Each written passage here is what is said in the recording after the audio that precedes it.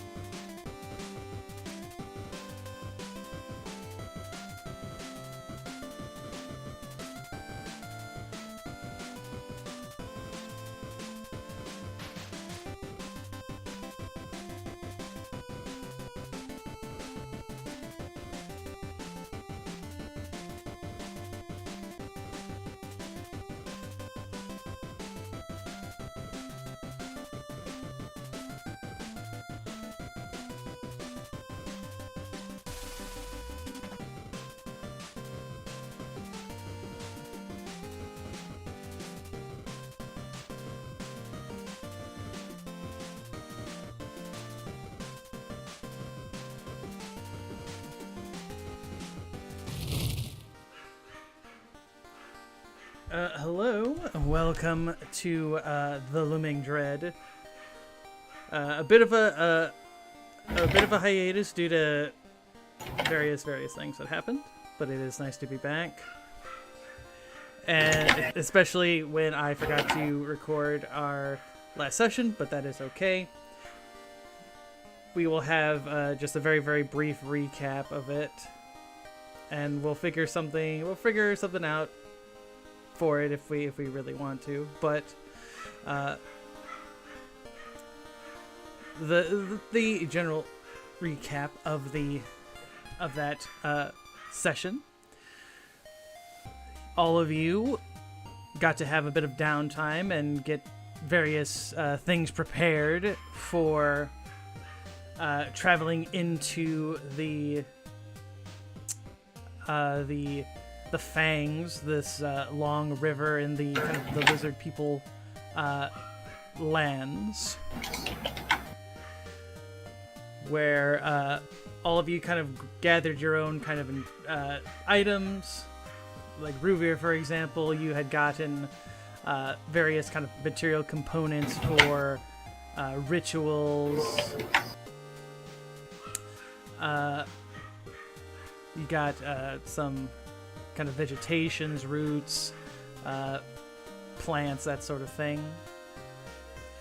You also got, Ruvir, you had also gotten a kind of small pomegranate-like fruit that when you opened it and you kind of smeared the seeds kind of on something, you could use it for tracking things.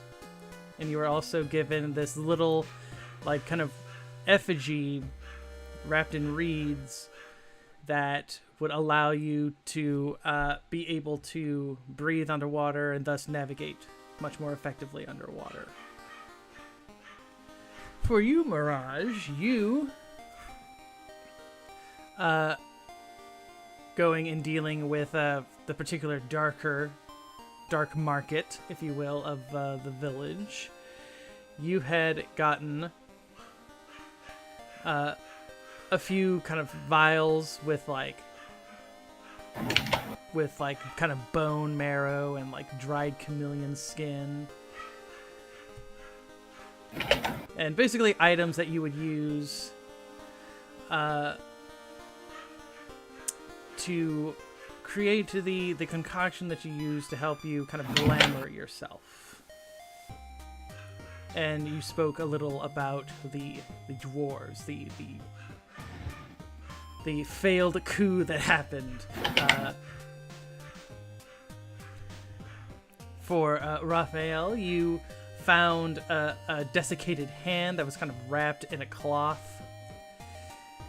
After you haggled, aka bullied the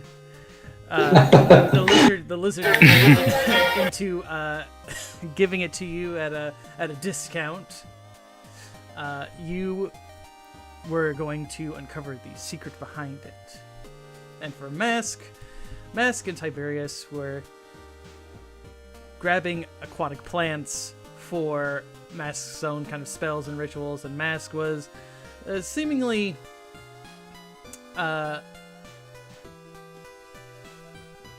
thinking of like a humble garden once everything was complete. Perhaps as a means of finally obtaining that prosperity that they have been wanting. As night fell, you all met at Elysia's hut. Elysia, of course, being the very, very close friend of Ruvir, and she made everybody dinner. Mirage, being the pernicious trickster that they are, and, I would say also the shitster that they are, poked and prodded Ruvir about his relationship with Elysia, and Ruvir saying that they were simply childhood friends and nothing more. Then Mirage talking about Raphael and Cathy Ornar, the dwarven compatriot that they had quite a few adventures with. And Mask simply enjoying the fact that he was they were poking and prodding at the relationship status of their party members.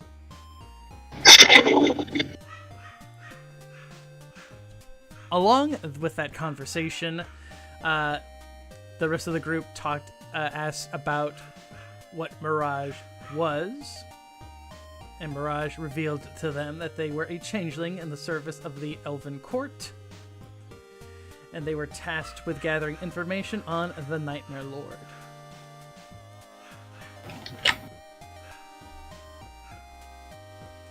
And after a night of feasting and enjoying these moments of kind of peaceful camaraderie, Raphael went into the kind of the outside of the village and meditated with the skeletal hand,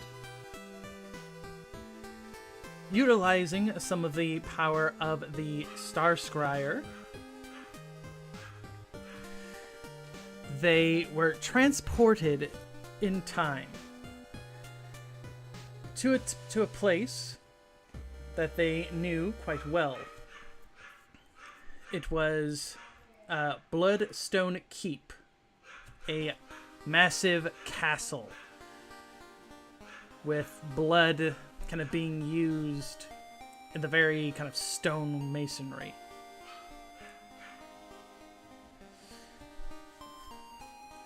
It is during this kind of taking back into the past that Raphael encounters the being known as Tarlok, but not in the guise that they know him of now as the stitched up undead, but as the skeletal masked cloaked figure. And it seemed that Raphael and Tarlok were to engage in combat. It is also during that Raphael encountered another person, a person from his past, another masked figure, but wearing, I would say, very light armor, a person known as Simol. During this past, Simol and Raphael fought against Tarlok. And after kind of meditating, the spiritual form of Simol comes to Raphael and tells him that Tarlok has his spirit kind of in his grasp. But with Raphael's vow to help him to free him from the imprisonments of the kind of necromantic monster known as Tarlok, Simol was able to kind of give some of the last bits of their energy that was free to Raphael to kind of enhance the weapon, the haunted weapon. Morning has come, And the group, being led by an important figure in the Lizardmen known as Hiskar, they travel into boats, and they will head towards a ruined temple where dark energies and other such things have been coming across. And with that very, very, very, very long thing, Mega, introduce yourself. Who are you? Who are you playing? And what is the thing that... What does your character hate the most about jungles? Okay. Hello, my name is Mega Draco. I'm playing Raphael Blackhand, the Paladin Necromancer. I think you'd hate the low visibility, all the trees and plants and stuff just getting in the way and making it easy to be ambushed. Yeah, I'm sure with that he would definitely hate that. Nanaka, introduce yourself. Who are you? Who are you playing? And what does your character hate about jungles? Hey yo, Nanaka here. I'm playing Mars, the Forgebound Wizard. Probably the sort of like boggy atmosphere probably makes matters sort of.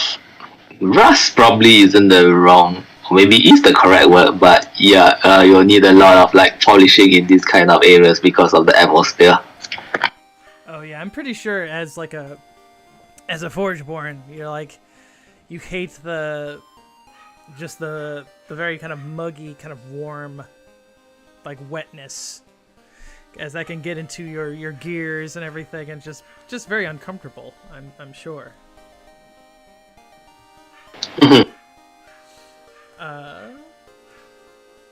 Zen, introduce yourself. Who are you? Who are you playing? And what does your character hate about the jungles? Hey everybody, I'm Zen. I'm playing Ruvier Calyx, the Wood Elf Cleric. He probably doesn't like just like how the weather is always usually raining, and it's just like very wet and like humid, so like your clothes stick to your back. Mm-hmm. So like as a wood elf, does Ruver think that any kind of like elves that come from like more kind of tropical kind of jungle areas, does he think that they're weird, or is he just like, or does he think they're just kind they're all wood elves. It's fine. Just it's uncomfortable a little bit when you're in the jungle for too long. Ah, sure. And Zura, introduce yourself. Who are you? Who are you playing? And what does your character hate about just hates about any kind of environment, because it seems like your character doesn't like much environments. Hey everyone, I'm Zuri. I'm playing Mirage, the Changeling Charlatan. As for Mirage, I don't know. I don't think he'd be thrilled with the bugs here. I don't think bugs would be a big issue in the withering, as it were. Yeah. Or at least if they're an issue, they're a very large, nasty issue, but nothing like small and annoying that just is continually present. That's what you beat with a sword. Yeah, exactly. Yeah. And with that, we move ourselves to the screen, the main screen.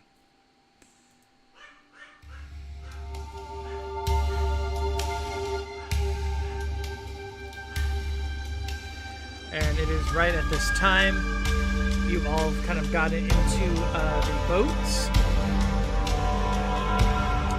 and you have all begun your descent, or your movement down the river.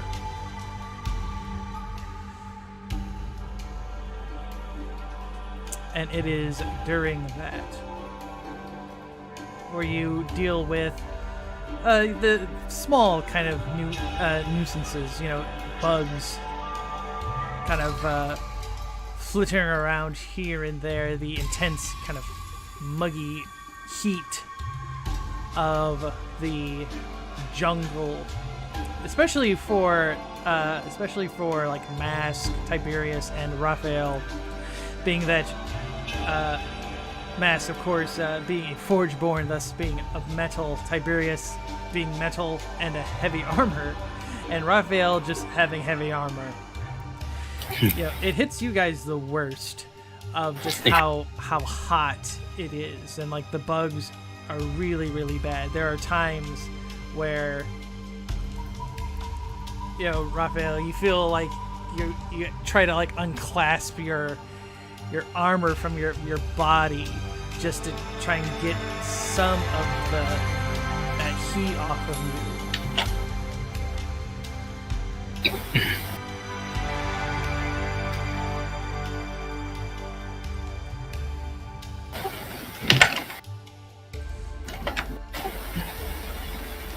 I guess box him to get under the gaps in the arm. Yeah.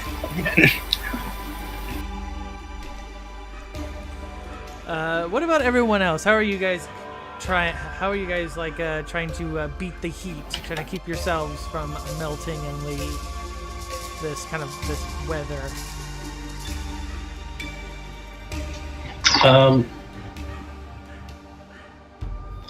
Rufir is probably gonna put up some little tarp from his tent and just get some shade, drink some fresh water, just relax while the boat travels. Okay. What about Mask? How are you trying to beat the heat? It's probably going to what's the word I'm looking for? Use some ice cantrips just to cool himself down. Oh yeah, there's little I wouldn't even call them cantrips. They're just little baby spells that aren't even cantrip worthy. You kind of wave your hand around and they make little pops. So that's little bursts of cold air. Doesn't really cool you off that well, but it's so easy to make that it's better to do that than to waste an actual cantrip or a spell to keep yourself cool. And Mirage, what about you? How are you keeping the heat at bay? Mirage has filled Tiberius full of ice and cold drinks, and that's what he's doing. Yeah, Tiberius doesn't really mind. He doesn't seem to mind that, even though he is an automaton. I'll flip the lever that turns on his air conditioner function that has been installed at some point. We don't know when. Oh, I'm very certain of that too. It's one of those little fans, so it just kind of moves. It's got that cold ice inside. That air is coming out and helping a bit. Yes.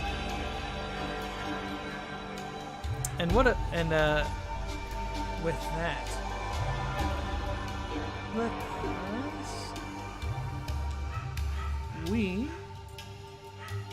as you guys have kind of moved kind of deeper into the jungle, you find yourselves kind of in the marshy kind of waters, and just kind of put yourselves where you would think you would be on the boat. There were two boats, since there's more of you, but you're kind of generally close enough to each other that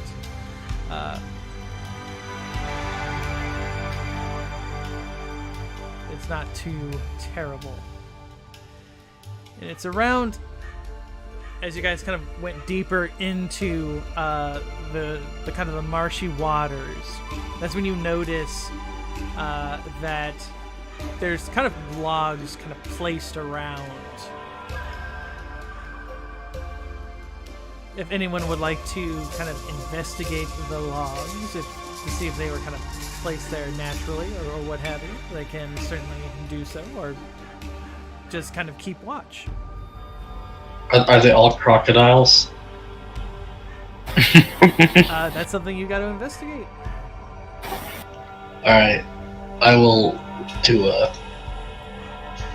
I guess it doesn't have a skill name. A wisdom check, I guess? Yeah, it would be a wisdom and like kind of like a nature, I think. Like a nature background. There you go. Ooh. What you see, Ruvir, as you're kind of scanning the waters, you don't see any alligator or crocodile type. These all seem like natural logs, but it's the way that they're kind of in the water. It doesn't look like they were trees that kind of naturally fell in. It looks more like people cut them down and pushed them into this water to kind of try to like make it difficult to move through.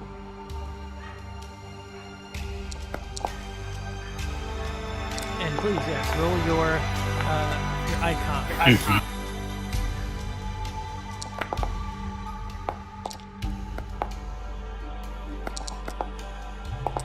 For a second, I thought I got 3 2s. Station Templar.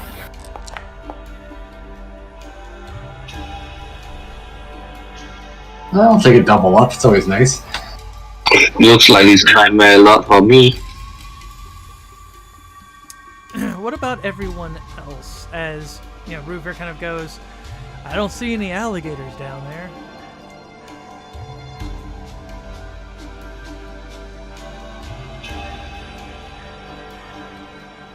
I'm gonna tell everybody to be on guard and watch along the banks. Because it seems like this is gonna be an ambush. What? No, how could that happen? I guess I'll ask Tiberius to do it.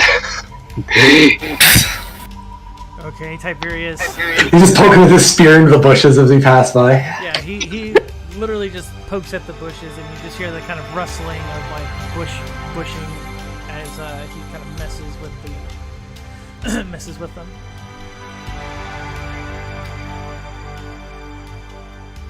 Ruvir, as all of you are again kind of investigating and looking at the banks.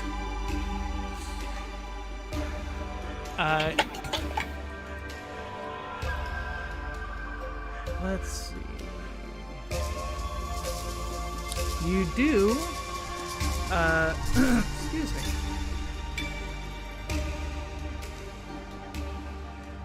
You all feel something kind of bumping along the boats.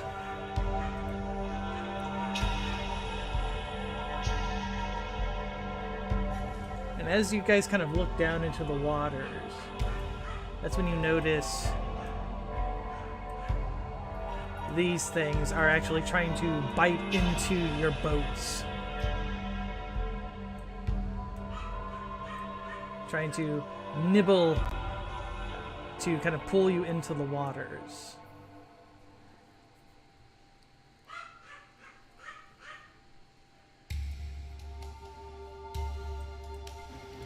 It's not great. Are they decent sized each, or are they pretty small? I would say they are about the size of like a bass.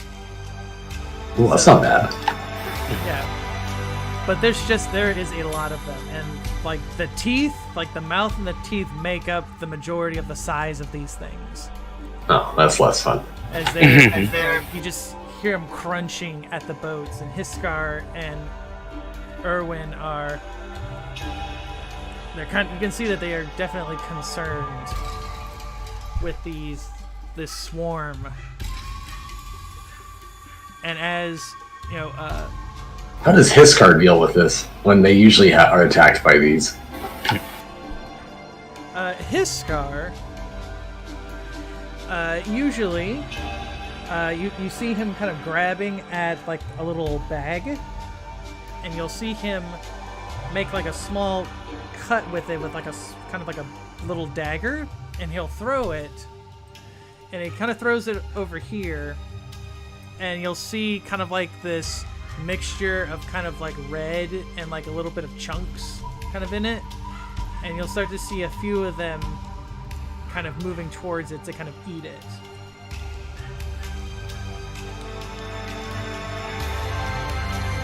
Alright, I'll try to grab a couple of the pieces of jerky or whatever we have from our rations and throw it out the back and see if we can divert a few more of them away from us so we can keep pushing on.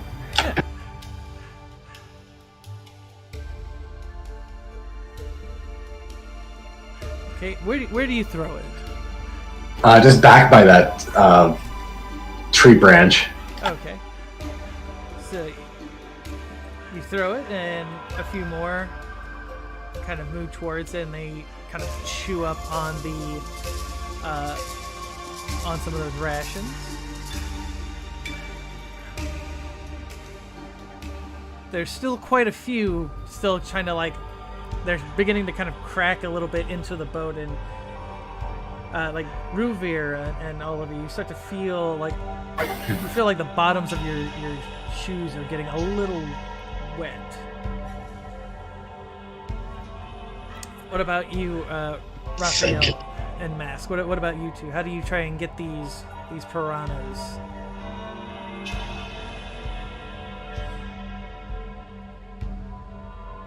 I'll get Clyderia to spear them. Okay.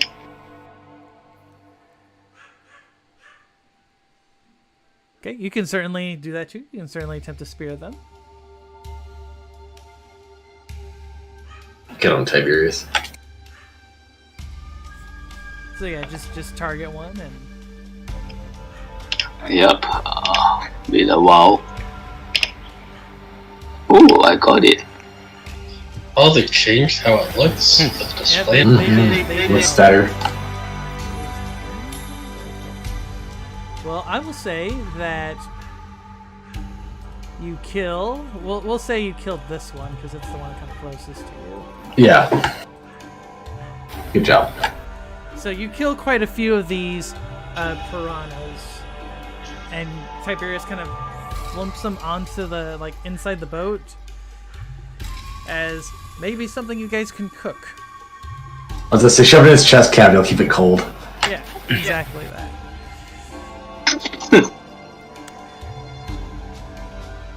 Doing that, and kind of using a bit of your rations, you're able to kind of circumvent the swarms. But okay.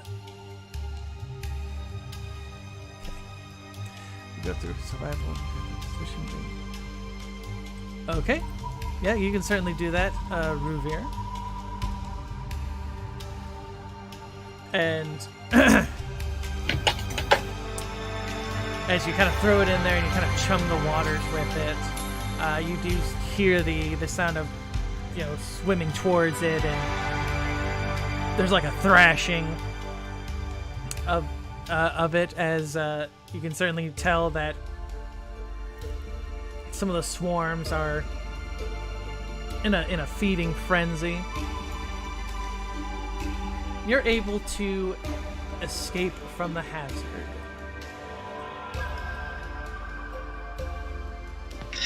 I'm gonna spend a little time reinforcing the bottom of our boat. Okay. Just putting tree sap and stuff on it where it started to spout leaks.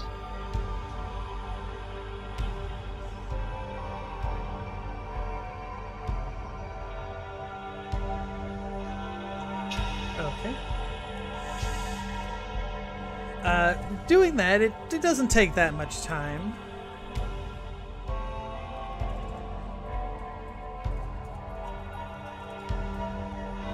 Basically just the equivalent of sticking bubble gum on little trickles of water. But natural based. Yeah. I like it. What does everybody think as you guys have excuse me, as you guys have kind of dealt with this piranha swarm? What are your thoughts? I hope that Tiberius saves me a fish. I don't know if there's gonna be much good eating, but we'll try. I mean, I want to try it though. Doesn't matter if it's good. I feel like this is one we're gonna make it into like a stew or something, just because there's so much bone and whatnot on it. It's true.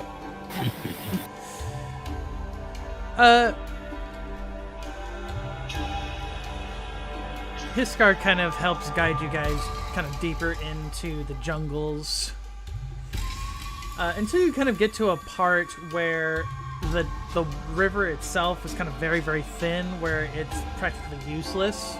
So he kind of jumps off of his boat,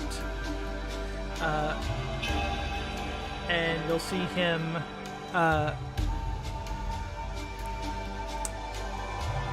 you see him begin to kind of slowly kind of like breaks it down into like little pieces, so that way they can kind of carry it. I will help him with that.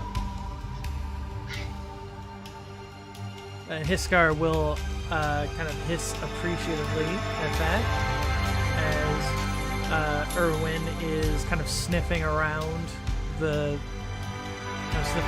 grounds. And Hiskar goes, "It's not too far from the temple. You'll have to go on foot. Be cautious. There are worse things here than piranhas."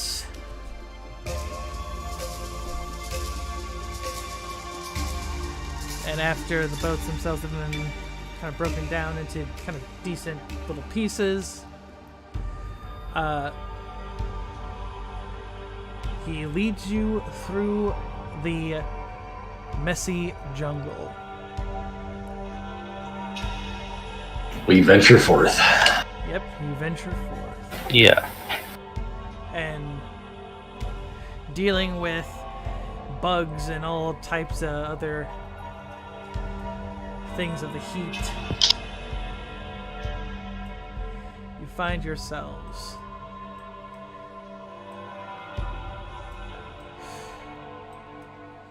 at a place of civilizations. These look like remnants of maybe a time when... Well, you're not quite sure. You're not quite sure if this is like lizard men or perhaps even elven at one point. But I'm gonna ask Mask what the architecture is. I'm sure he can date it and whatnot. Yeah. Yeah, sure. Let's try that. I'll make a roll, I guess. Yeah. Wizard. Intelligence and like a historical background. Wizard from another age. Makes sense.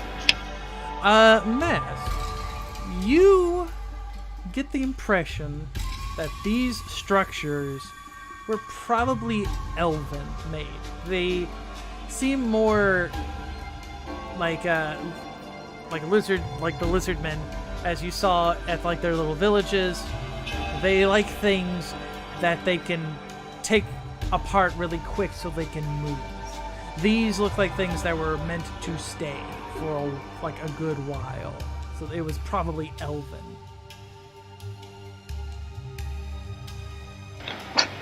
Goodness, Rubia. This seems more like elven structures to me.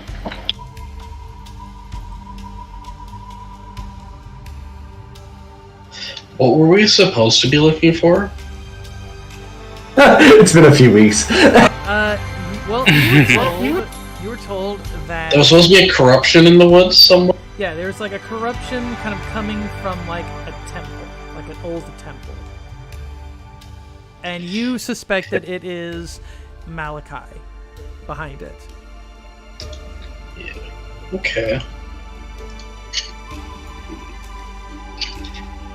I mean, with this being way deep in the Lizardfolk lands, I probably wouldn't know anything about it from my backgrounds, I don't think. No. But I'll keep an eye out for anything familiar. Yeah.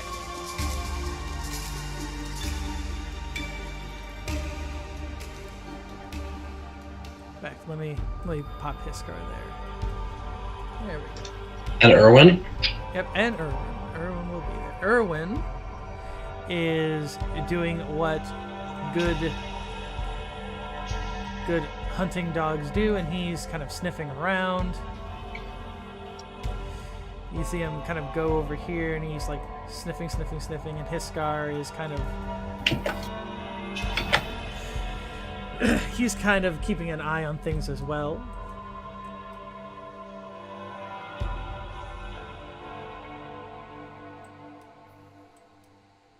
Hiskar simply kind of looks to all of you, and he tells you,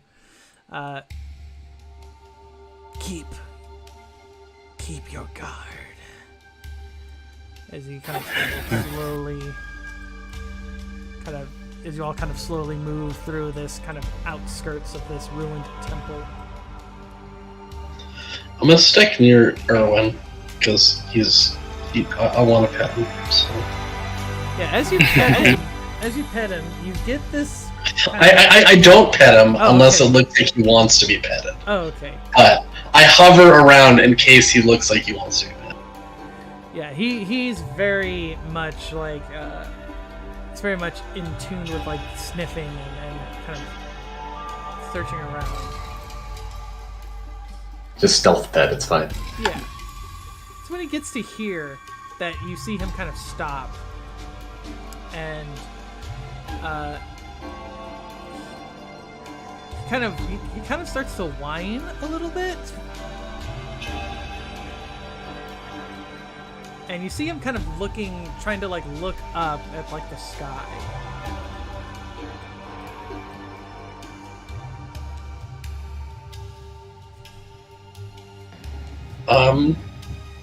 I'm gonna tell the part. Do these have roofs up? This one does have a roof. These ones, the roofs have kind of caved in. I would spare a glance to the sky quick and say we should probably get under cover.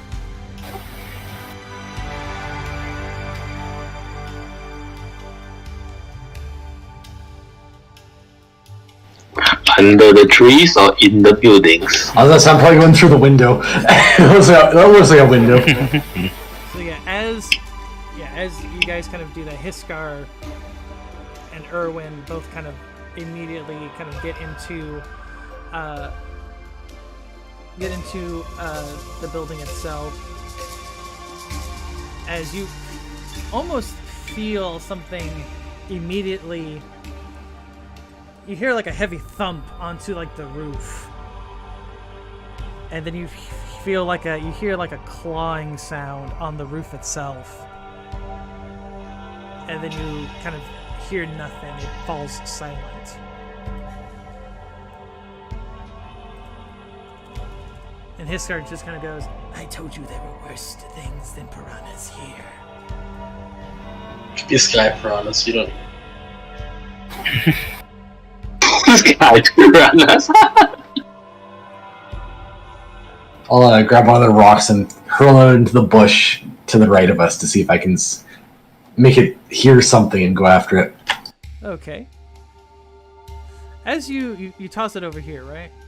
Yeah, exactly. Okay, you toss it, and you see like this heavy shape just flumes right onto it. And you don't see it for like you don't see it until right after it kind of rustles out of the bush itself. But you see this thing. Actually, it should be a bit bigger. Does that say toucanther? Yes. Oh my god. Don't make them so cute if you don't want us to adopt them. It doesn't look cute, as this beak That's pretty cute. it's long, but it looks incredibly sharp, and you see the claws kind of dug into the tree, and you hear this sound that sounds like that kind of toucan sound, but it's mixed with like a growl of like a feline. and it kind of begins kind of stalking. So I'm gonna duck as soon as I just kind of peeking out the window at it, but I'm ducked down, essentially trying to stay out of sight. Okay. No, the toucans, not ducks.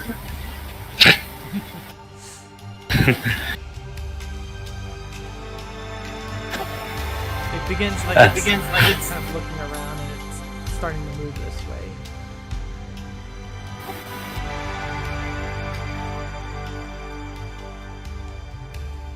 All right, Revere, as a wood elf, you know how to befriend these, so I'll let you do that.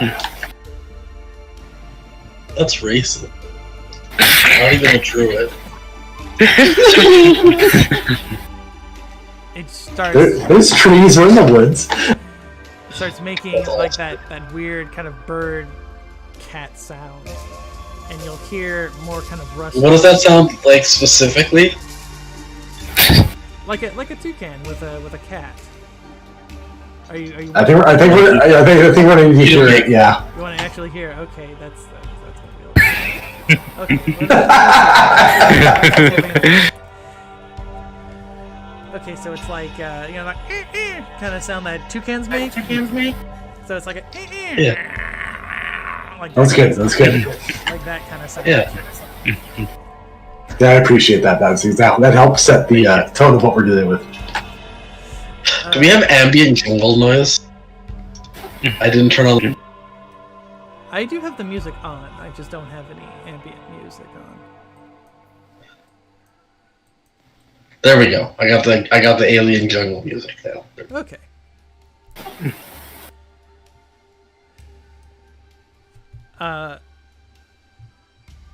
So yeah.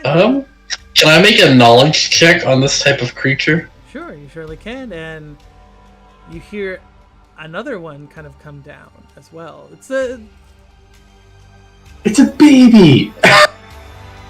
It does. Oh, that's the wrong word for the baby one. Yeah, sexy toucan. I don't know how I feel about that.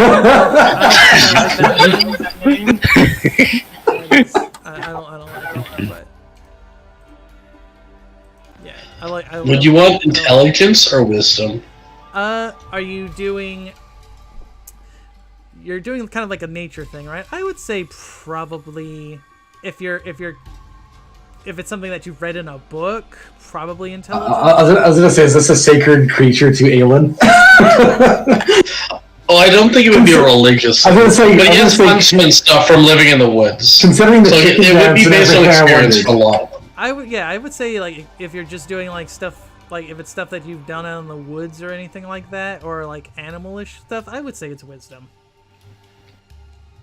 Because I don't think you would have seen these things. Basically, I want to know like how territorial they are, stuff like that. Oh, I probably don't. Okay. Well, no, you know that the toucanther is much like its very, very distant cousin, the owlbear. It was made by a wizard with too much time on their hands. It's always wizards with too much time on their hands. They are... They tend to be... They're a little bit like lions in that they have like a pack, but it's usually a mom, it's a mom, a dad, and maybe a baby or two. Like that's as like pack as they get. Do they get along much, or is it like badgers where they're around each other when they have kids and then they're just like gone as soon as they can be? Well, they're together until like the baby is at least 2 years old, which is almost full grown for like a toucanther, and that's when they kind of split off. Okay, so they're not like swans. No. Okay. And you'll see them again. Sometimes it's weird. You see it kind of going through bushes, and you'll see it kind of grabbing like a fruit, and it will it'll kind of throw it to like the smaller one, and the smaller one, like a cat, will kind of paw at it with its claws before it kind of takes it into the beak and kind of crushes it.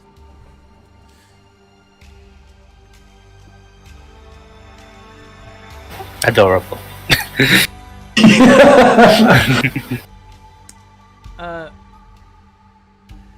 Raphael, you see from, well, all of you kind of see from right here, you see the bushes here kind of rustle, and you see something that kind of looks, I want to say it kind of looks like kind of like a weasel or like a mink. So it's kind of long and thin, and it's kind of got stripes on it, and it kind of runs to here. And when the bigger one sees it, you see it immediately pounce. And when it pounces, you hear, like, it sounds like thunder when it pounces on it. It's just like immediate thwoomph sound. And Mirage, as you, from where you are, it literally shatters the bones of this thing. Like, it's basically, it looks like it got hit by a truck. And that's just from it just pouncing just a little bit.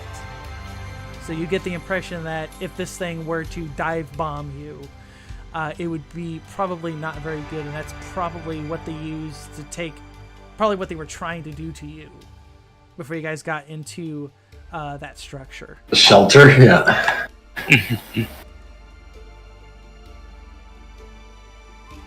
Mirage will like slowly step back from the window and then turn and show, this is your time, Raphael. Show us what you're made of.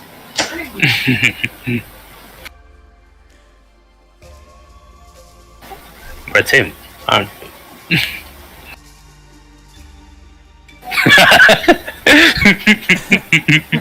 Who are you playing? The fully.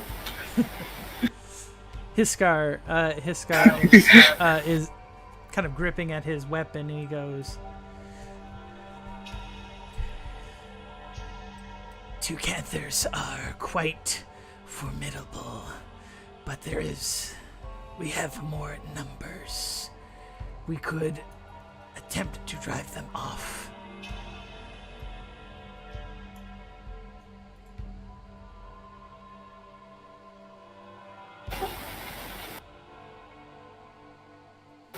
Good, yes. You guys soon hear kind of a flapping sound, and you feel one of them jumps onto the roof, and it's kind of moving. It's this way here, kind of where the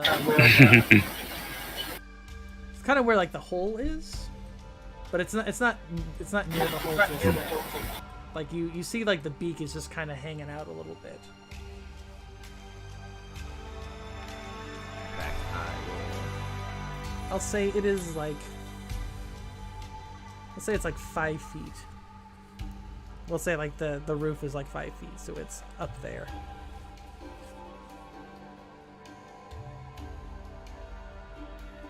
And it starts making that sound as it's trying to make the other two continue to smell around.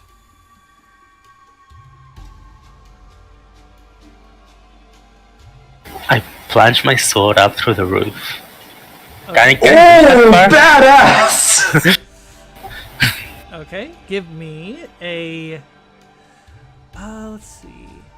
Strength or something, it's gotta be right. Yeah, it's definitely a strength. Yeah, give me a strength roll just to see if you can actually get your sword through that roof. Right.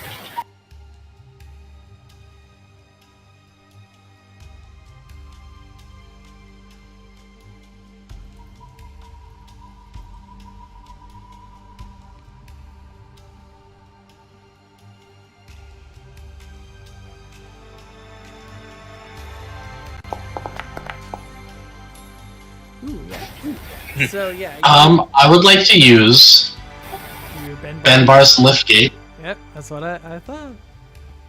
so he gets to add his strength 2 more times, so another 8. Another 8. Okay. All right. So yeah, the adrenaline kind of pumps, and you feel Ruvir kind of infusing you with kind of more strength. So yeah, you plunge upward. Give me an attack roll. Okay. Oof. Ooh, maybe though with the bonus that's something. Oh, right. That would no. That's for the check. Yeah, that was Right. Just 5 damage. Then. Yeah. But I will say, being that you did really well on the strength check, it'll be more than 5. It will be half damage. Nice. Okay. So you half damage the Toucanther. You kind of scratch along its leg, and you hear it kind of screech, and you'll hear its wings kind of flap as it's seemingly moving away. Hiskar again kind of looks to you and goes,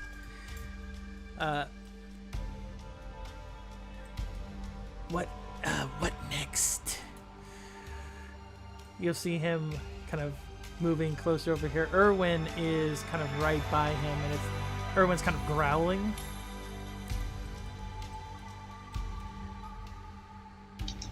Oh no, Erwin. I would like to try to calm down. Okay, give me a charisma plus like a nature kind of check. I have some. It's not too bad. Yeah, 25. That's very good. Where do you pet him? Oh no. Not directly on the ears and not directly on the tail. Okay. I'm gonna let him see my hand, and then I'm gonna pet him on the base of his neck, Okay. like the back. Okay, as you kind of pet the base of the neck, you'll see kind of like some skin flaps, and as you're petting it, you'll see that they're kind of like gills, and they kind of rumble a little bit. So it sounds like a little bit like you know how like a dog. What is this sound? You know when they are kind of sleeping, they kind of make like a kind of sound. Yeah. When they're content, that's basically what he's doing. Hiskar.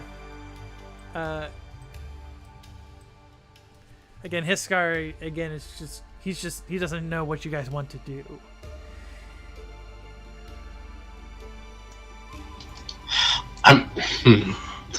Do you have any like small summons you could do? They could chase off into the woods, Raphael.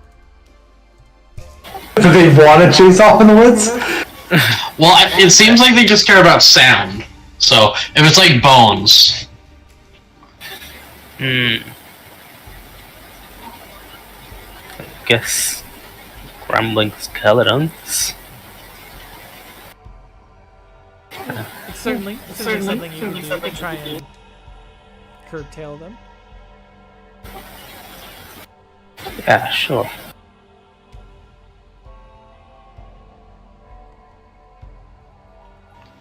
would that be like a ritual or? Yeah, probably. Yeah. How would you want to?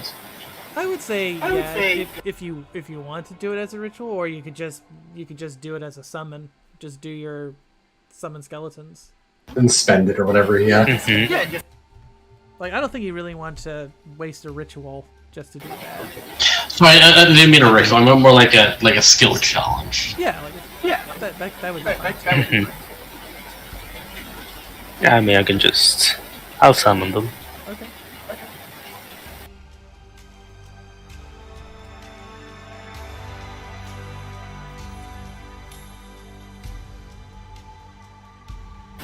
Summon for 5. Okay. 5 skeletons. Okay. Have them just bolt in every direction and see what happens. Yeah, they just clickety clack. And as that happens, you'll see the Toucanthers kind of take up, and you again hear that kind of sound as you soon hear boom, boom sounds as they are stalking the skeletons.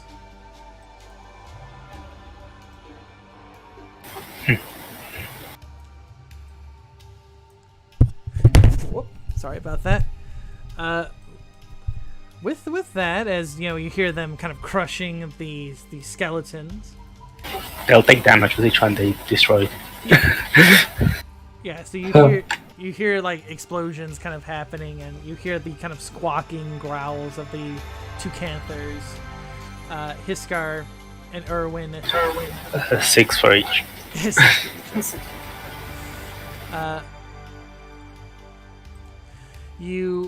Hiskar and Irwin again. Just you see them moving. That they're gonna hoof it before the two canthers decide to either come back or something else starts to something else happens.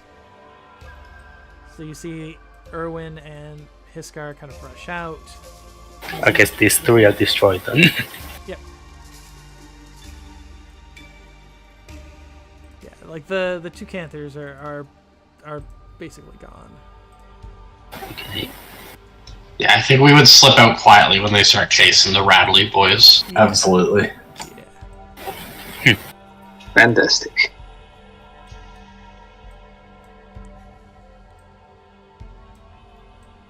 You guys make it to like this kind of weird looking entrance.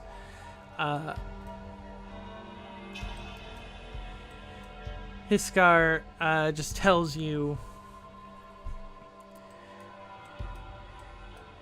"You're quite good at making sure that you don't get gobbled up."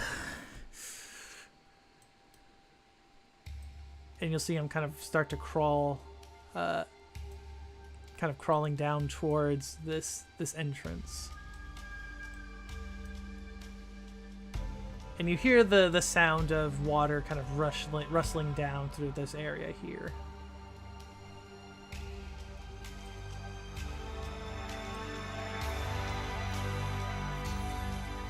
And Irwin and Hiskar both kind of slowly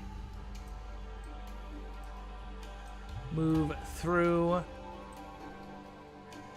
And as you kind of get to this area, you see that while this looks like it was kind of dug in, like, I wouldn't say haphazardly, but this was obviously not done by skilled kind of architecture. Here you can see that there's stonework, and it looks very, very intricate.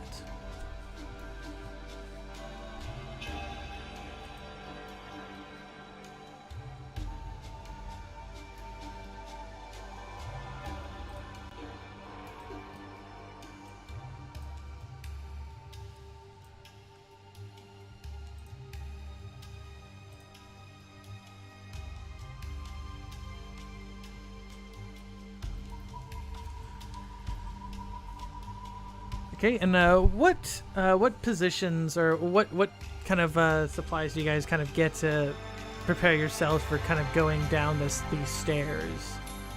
And like what marching orders do you guys kind of put yourselves in?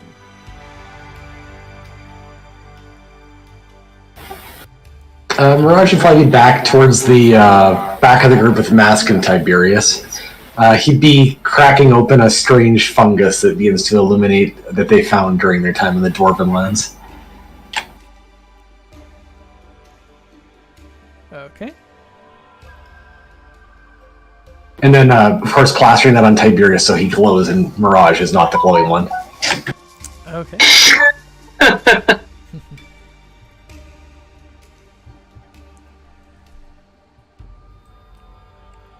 And with that, as you all kind of gather your lights and such to help you down, you descend. And let's see what position he's going.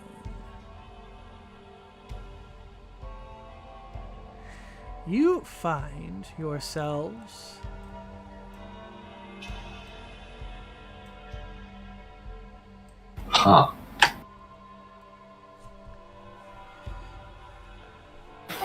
Ooh.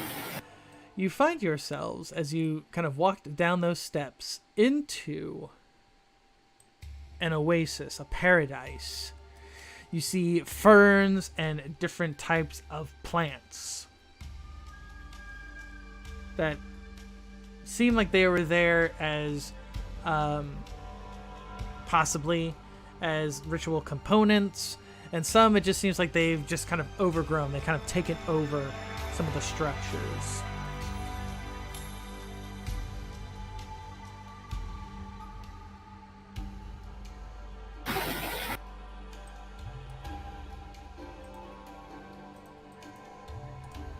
Imagine Mirage would kind of raise a brow as he takes it in, because I can't imagine he's too used to seeing anything quite like this.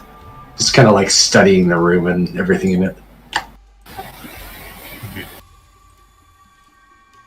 What about everybody else?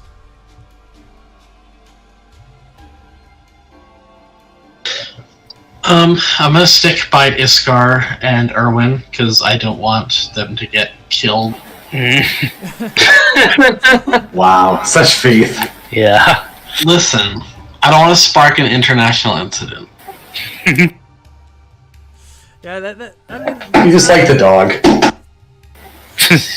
the dogfish.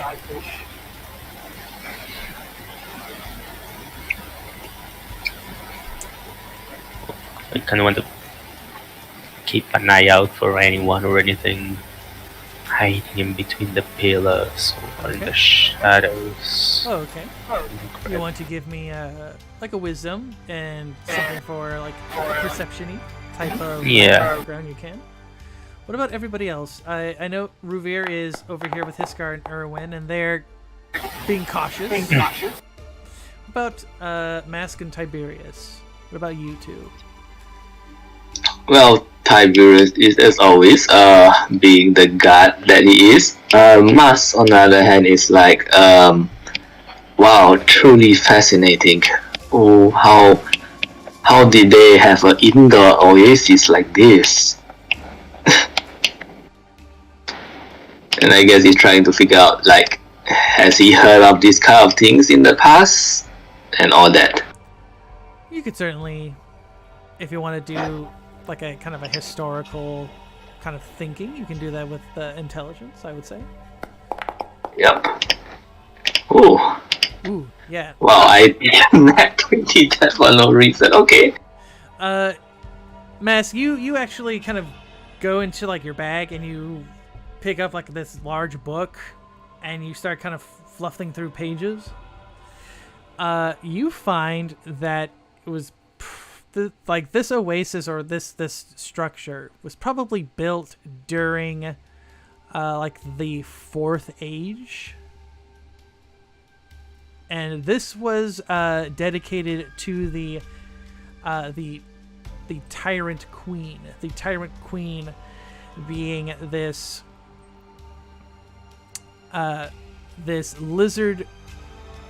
lizardman warrior-esque who was basically treated like a god, and lizardmen would they would basically attack villages and kind of bring either other lizard people or other kind of humanoids, and they would sacrifice them to her because they felt that if they kept her appeased with the blood of their enemies, she would constantly grant them, fervor in battle and that type of stuff. I presume wiped out in another age, or what's the deal? Yeah, definitely she was wiped out in another age. The elves claim that they led a excursion against them when they basically attempted to murder and do what they sacrifice other. They basically massacred like an elven village, and that basically made the elven court, or at the time it was an elven king, basically had him send his army down on them.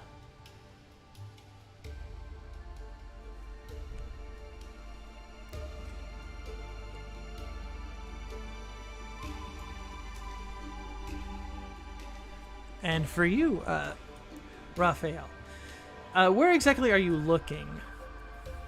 As Mask is kind of going off about how this temple was dedicated to this former iconic creature, and talking about the blood sacrifices and all of those types of things.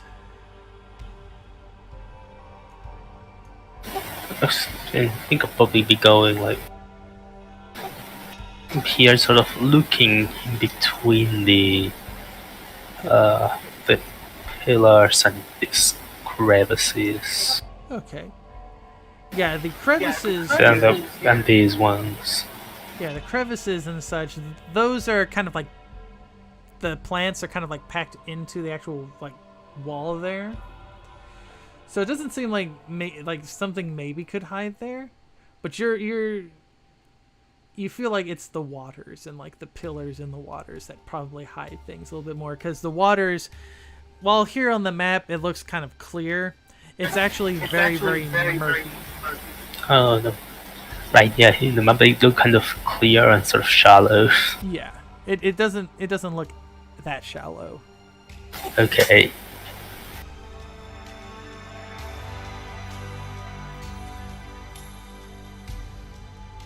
Yeah, but we'll also look at the water.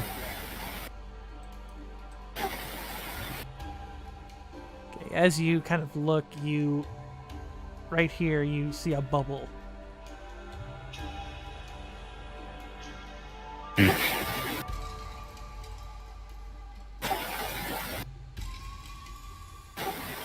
Bubble.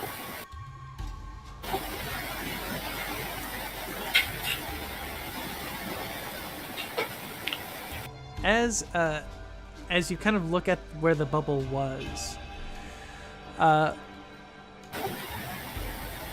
you like the camera kind of moves on to where that water is, and then out of the waters you see this thing come out and tries to grab at your leg to pull you into the waters.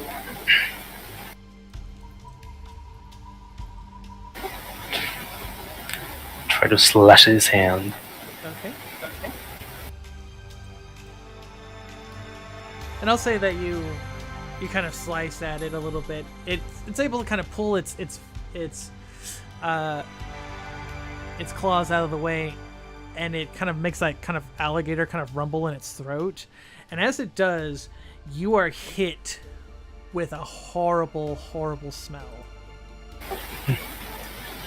And as it does that, you see a few more of these things begin to actually pop out of the waters itself. In a scale of flowers to armies of rotten corpses, how bad is the smell? It is... Okay, you know that smell when... It's probably rotten corpses, because it's yeah. like a Komodo dragon type. Yeah, definitely. Definitely. So something I'm fully used to. Yeah. Yep.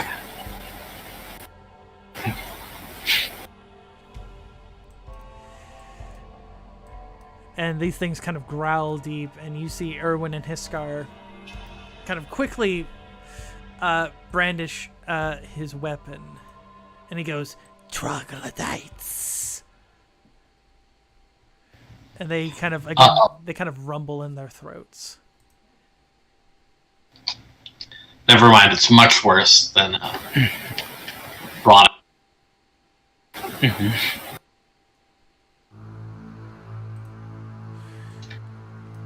And it is with that. Alright. That Burger time. that it is indeed burger time. Nice. Burger time, fun time, as they say. That's your Genki. It's not a great initiative. I'm gonna use my... I want to save my circlet, but it's recharge. Is this our first fight of the day? Technically, I think so. I'm just gonna say yes. Ooh, and those Okay. terrible. And are we normally doing 4 fights a day or 3 now? We were doing 3 hard difficulty fights, but So that would give me 2 chances to recharge. Yeah, I'm gonna use the circle.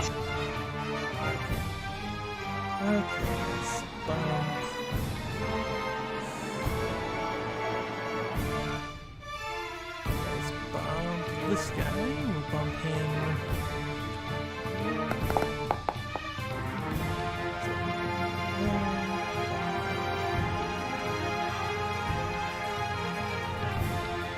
This guy.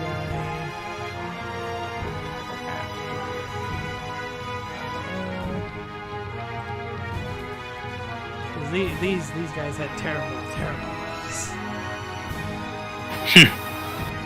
We'll do it like that. I think that's gotta do it. Okay, so Ruvir, it is your turn. You begin the combat.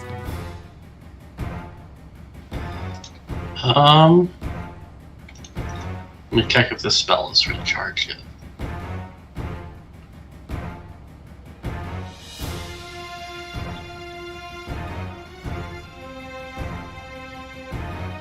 Oh, I see that. Nobody's engaged yet, is that correct? No.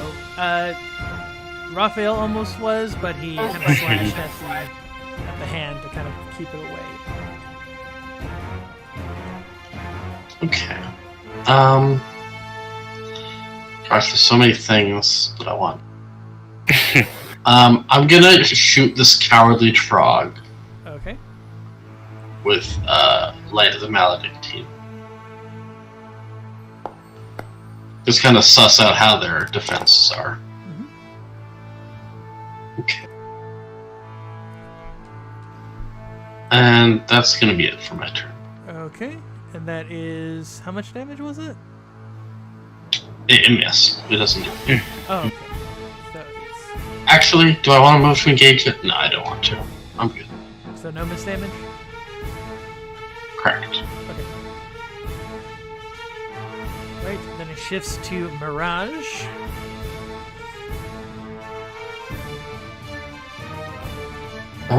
who needs a second to think of what the heck he's going to do still. I was hoping I'd have more time.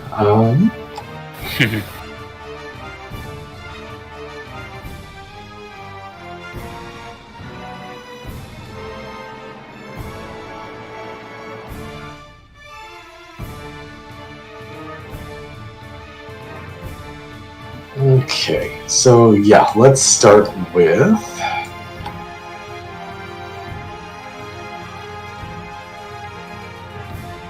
he'll conjure into his hand a small amount of the energy of the withering and let it begin to flow out, and he'll use the withering waltz. Okay.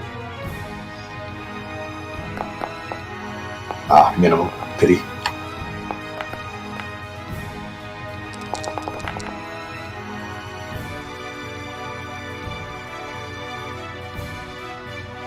And that's against Hardy. Just Haughty got hit, so it's the only one that got touched for the moment. So Okay, he... 24, and he's dazed. Yeah, and then, if I remember right... Yeah, this is a shadow dance, so I can do that next round as well, as long as I make the sustain. So that was a standard. Next we are going to do... I'm going to try Steal Sight from the one beside me as a quick action. Okay.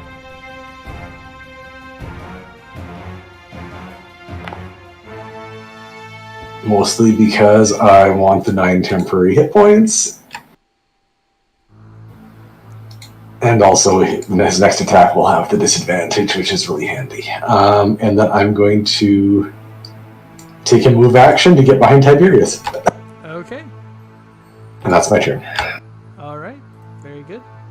And then it turns to Cowardly.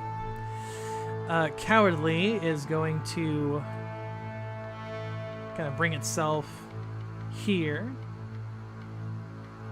Technically, Erwin and Hiskar are... They're currently dealing with... We'll say there's extras that they have to have fun with. There's like smaller ones. There's smaller trucks that they're dealing with. and it's going to attempt a slimy backhand onto everyone's favorite Wood Elf Cleric.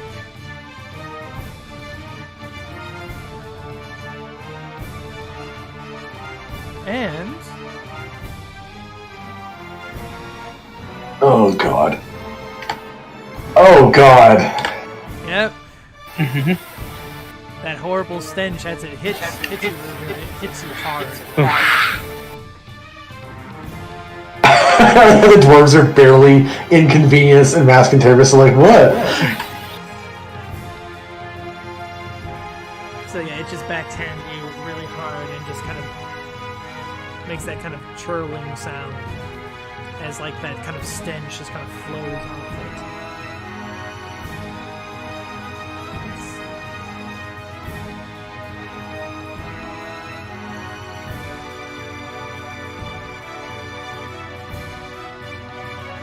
Oh, it also has that. So that's also a thing.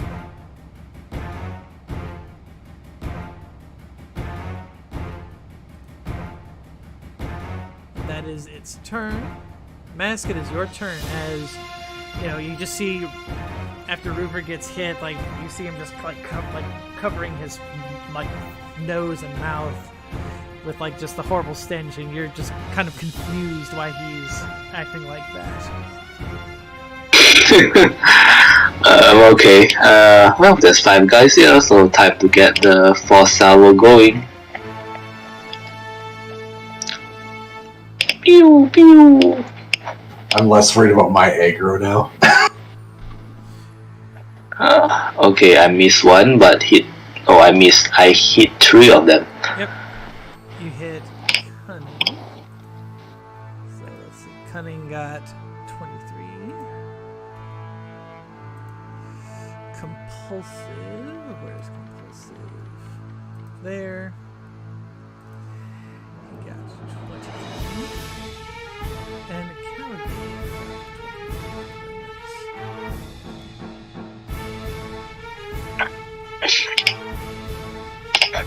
Yep.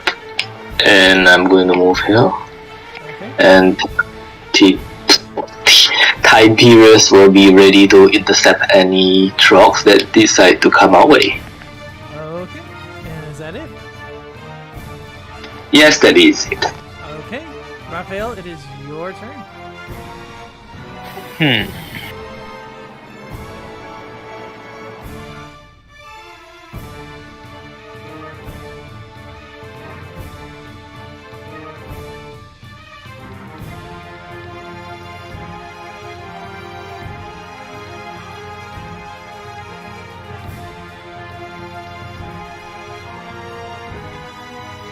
I think I'm gonna summon Umbra. Okay.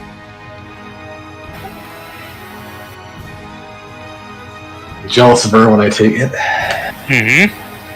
So if you're jealous of her when I take it, have to show off your dog too. It's like your dog can swim underwater and stuff. Well, mine's made of dark necromantic energy.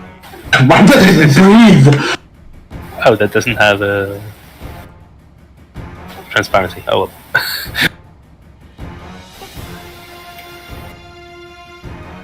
It's weird though because it does have a transparent in. Oh, we'll check that out later.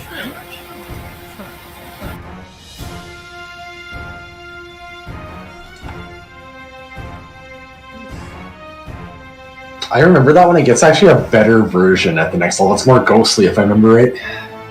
Yeah. Right, yeah. I might Yeah, find the- I might find a different picture for it, just in case. Okay. Oh, that's cool. He got the ghostly sword talking, and now the dog's no longer skeletal. It's actually a Yeah, ghost dog it's too. a spectral hound. Yeah, I like it. She's a spectral hound. Do we have a stat block for it, or do we need to get one of those too? Hmm. What? Do you have a stat block? Oh, you do have a stat block. Cool. Yeah, I do have the stat block. Okay, and what do you do with Umbral?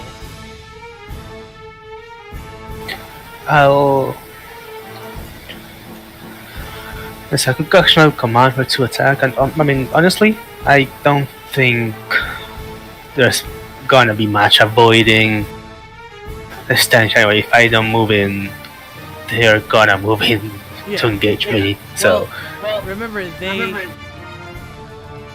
like while you're nearby them, you're still subject to the smell, and you don't get to roll the saves against them.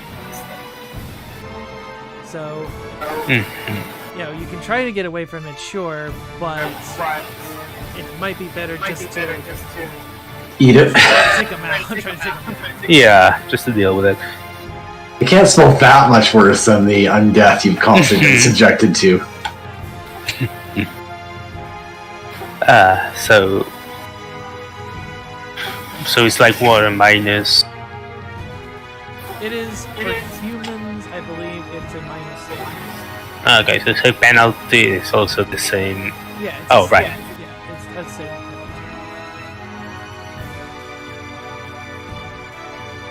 Oh, so not attacks? I thought it was attacks. No, it's for attacks also and defenses. Oh. Yeah, it's basically everything. Yeah, it's pretty bad. But Let me. so it might be best, like I said, just to try and take them down.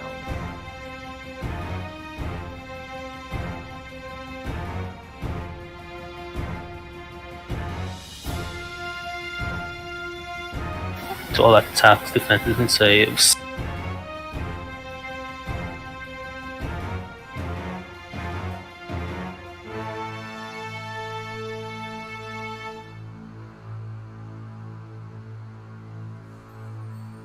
Yeesh. The dog won't be affected by it. No. I was gonna say, that's nice at least, right? And then after commanding, command doesn't do much here because escalation dies at 0, but we'll move up to the the compulsive drug.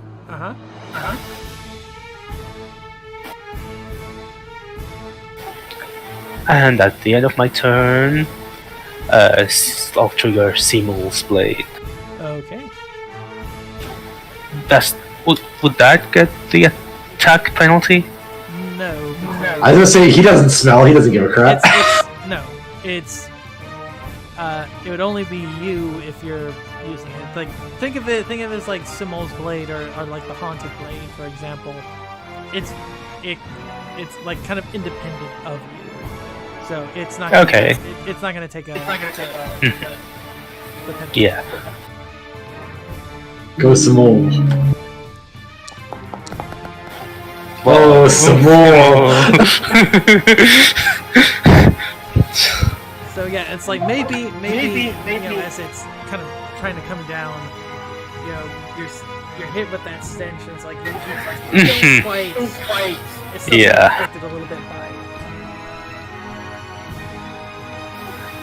Okay, and then Umbra attacks. Oh, that's why it had disappeared. I put this effect on Umbra instead of on me. I was like, wait, I just configured the effect. Why isn't it there? It was an Umbra. I took it off now because. All right, and then just gonna do a savage bite against the compulsive truck fowler. Okay. Ooh, that's pretty It's good. much better. Fortunately, that's not a natural even. But still, 12 damage. It's nice. Yeah, that bite bites into like the hand, and it rumbles. And it rumbles like a roar as Umbra just bites and just does what the dog does. Also, I figure these drugs just would do physical damage, right? Yeah, they just do regular damage. Yeah, okay. Umbra has resist physical damage 17 plus. Okay. Is there anything else? No, that's my turn. Okay. With that, it then turns to Cunning. Cunning is going to kind of rush itself down to try and get at Yep, so Tiberius intercepts, I suppose. Yep. Yep. So you can roll to hit him. Alright. You don't normally get an attack with an intercept, do you? It just stops them from moving. Oh, But technically, yes. But Tiberius didn't. He didn't get to attack? He Oh, didn't- okay. He didn't attack, so that's why. yeah. Got you. Okay, I didn't realize Oh that. my god. Oh, Tiberius. So I put so much ice in your chest. Yeah, kind of slowed him down. Okay, he did have his eyesight taken. He has to roll that twice and take the lower. It might make a difference. Yep. Did not make a difference. Oh my god, by 1. By 1, I know. Right, so that is 14 damage as the backhand pummels into poor Tiberius's chest. That is its turn. It just kind of growls and it kind of releases that stench. But seeing that Tiberius isn't affected by it, it just growls deeper. Then it turns to Compulsive. Compulsive is going to, I feel, it's going to attempt to hit Raphael. And Good. Okay, so I'm going damage -6. yeah, so just -6 Damage. damage. So I'm going 6. It's ongoing, so yeah, not to your turn. And it's going to try and disengage from both of you. It doesn't want to fight the ghost dog and the guy in heavy armor. No, it tries to pull back, and Umbra just keeps him in place. And then it turns to Haughty. Haughty is just kind of rushes up onto Ruvir to try and smack him. Come on, Daze, help us out here. Thank goodness.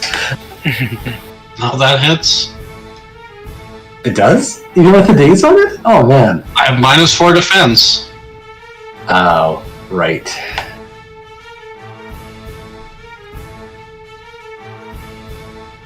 I set weakened on myself because I think that's the easiest way to put it on there.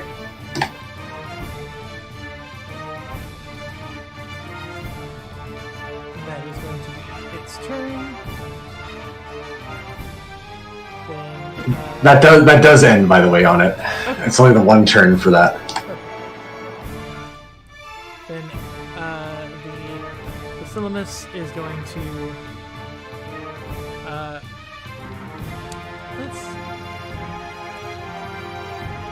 it's going to jump up onto the structure here, and it's going to try and hit Raphael from the back.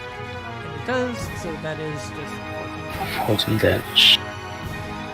as its turn. Ruvir, it is now your turn. Escalation is 1. I'll be right back. Okay.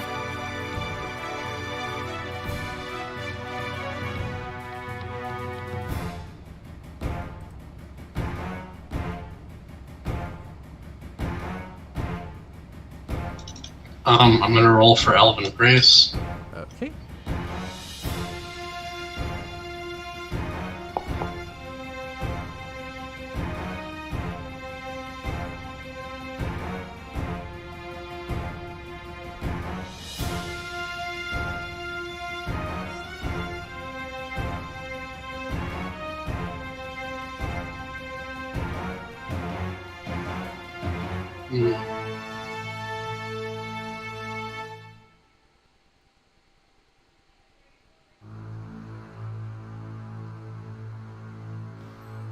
Are any of them hurt? I think most of the ones around you are hurt, or at least a bit. Cunning is injured. Haughty is injured. Cowardly is injured. Yeah. I'm asking me to put a decent chunk into a few of them, but yeah, there's a lot. They're beefy boys. In fact, Ruvir, as you're kind of looking at the Trogs, you notice like something on like kind of where their hearts would be, or kind of like you see something that looks like something that kind of stitched into like that part of their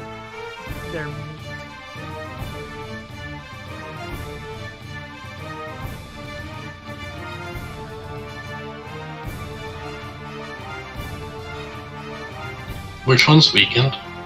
The down arrow? yeah, we can say. Yeah. I'm gonna do...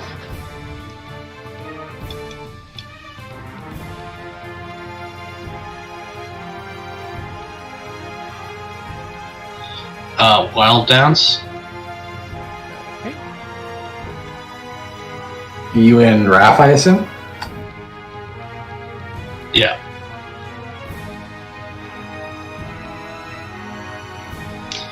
And then I'm gonna move so I'm only nearby one of them. Okay.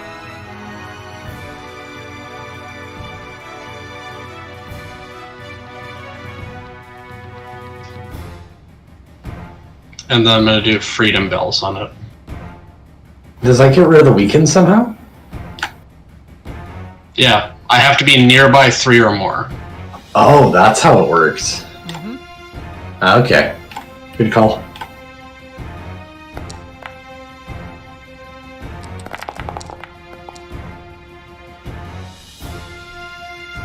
That's a hit.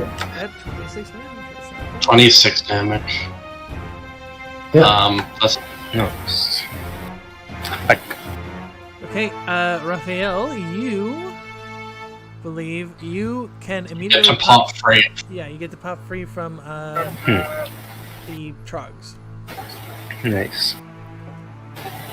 And Umbra does too. Okay.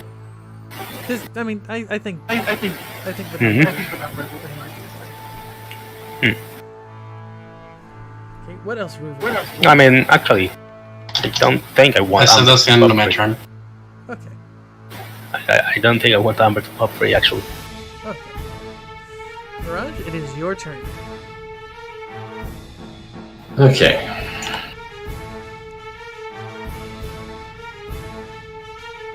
I think 4 of them are nearby me, so I'm definitely staying weakened here. Just gonna look at the Withering Waltz, remind myself how this works. So I need to roll a d20 for the sustain check to see if that works to start with. 11 or higher, it sustains, it does. So we'll start with that. I've already got the weaken applied, so the attack should be correct for this. Oh, minimum on the targets again, brutal. Probably a hit and miss with how hard these guys are to hit. Yeah, hit and a miss. So Cunning takes another 23 thunder. After that... Oh, Ruger's way over there. Okay. Let's see. Quick action, we are going Is to the do... sustain also standard? It's a standard to use it, so I have to, yeah. Okay. I wasn't sure if it was for each. Yeah, it is. I was hoping to do more than just hit 1 each time, but it's what it is. Raphael's probably far away. Umbra, Tiberius, and Mask are probably nearby, as is probably Umbra. Okay, let's defend ourselves a bit here. I am going to activate Apathy Beyond Agony on myself, Mask, Tiberius, and Umbra. Okay.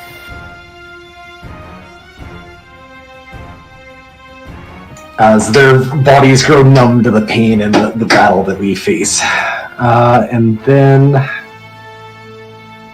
already did Steel Sight, so I can't redo that. And then I'm going to dart off, so I'm not as easy for them to find or see. Okay. And that's my turn. All right. Then it turns to Cowardly.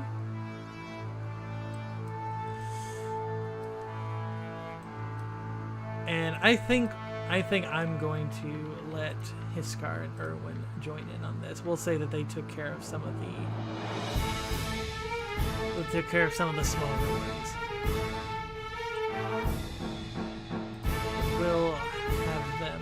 We'll have them join kind of at the tail end. Actually, technically, it doesn't. So Cowardly is going to rush up on Hiskar. He's gonna bot them.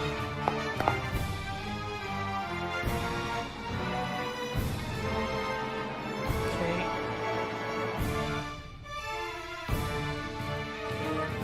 He's going to take 3 ongoing.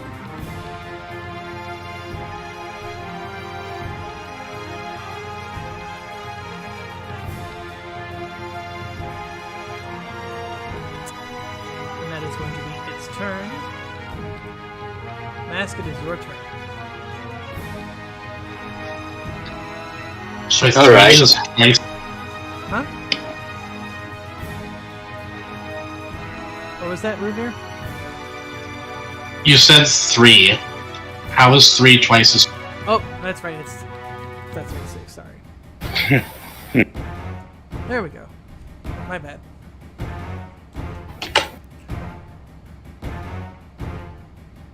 Okay, I'm gonna use my evocation spell slot for What race is his car? His car is Lizard. Okay. Yeah, I guess it falls under etc. Probably center, yeah. in the table. Yeah.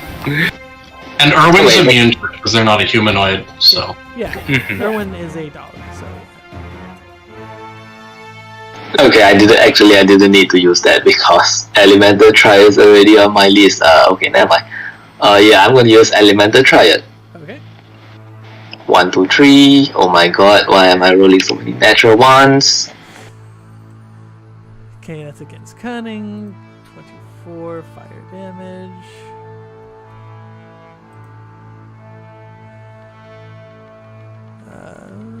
Okay. Haughty takes 5. Technically, I think he takes 0 because this is a natural one, I'm afraid. Natural one? Oh, okay. Then the other one was cowardly.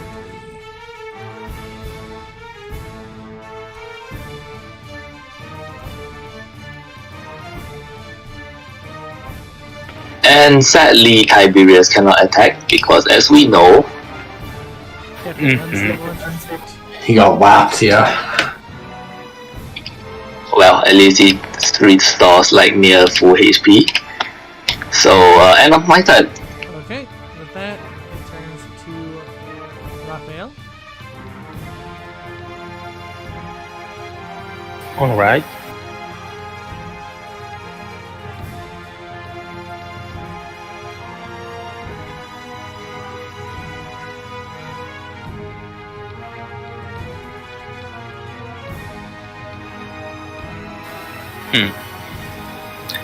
Yeah, again, I guess I'll just go up to Compulse. Okay.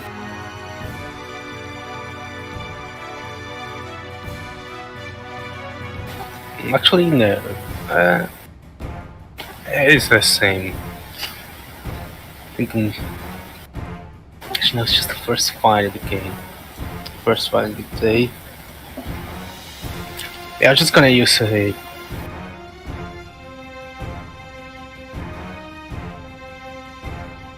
True Smite. Okay. Ooh, go big. Mhm.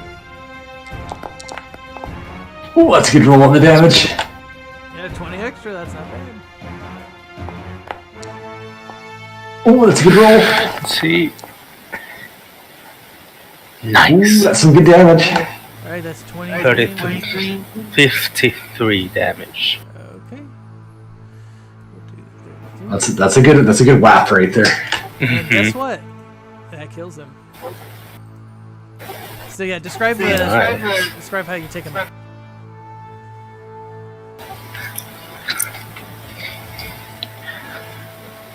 I lift up my sword and this time it shines a bright white light and burns through him as I cut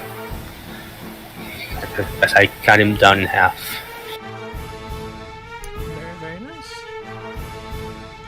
Am I still nearby 3 drugs? I think you'd be nearby 2. Yeah, you're nearby. So I can save. So you don't need to save, because you're not engaged with any. Yeah, you're not engaged with them. So I'm able to save. You're not affected by the stench, so you don't have on. Okay.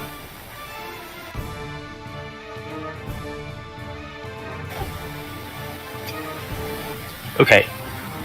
And the number is gonna attack Pusillanimous. Okay. What does that mean? Anybody? It's basically cowardly. Okay.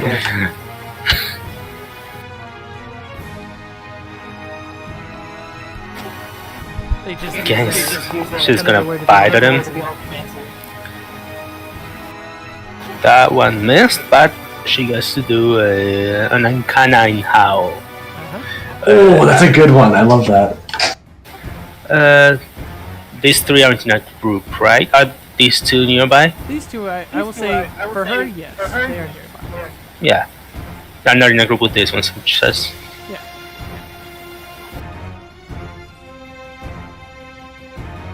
Let's see.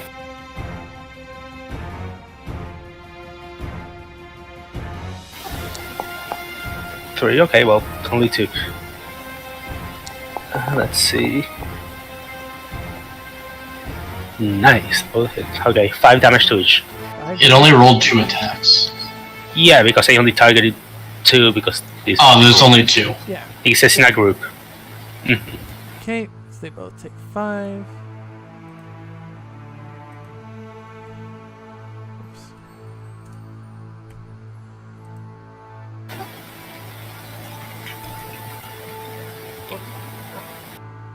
Okay, that was weird. It crashed for a minute and then it popped right back for some reason. Okay. Okay, but cunning is almost down. Hottie is dealing with some stuff. And that is my turn. Okay. Then it turns to cunning. Cunning is dazed, so it's going to roll.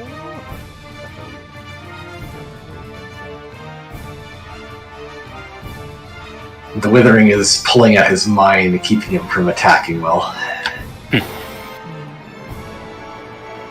Uh-oh. There's a dice. Oh wait, I forgot to take the ongoing. You don't take the ongoing because you're not affected by the stench. Yeah, I don't know why, but it's not showing. But the ongoing is. Sorry, it says the damage saves continues until you save against the effect, but you're not affected by the effect. So how does that work? Right.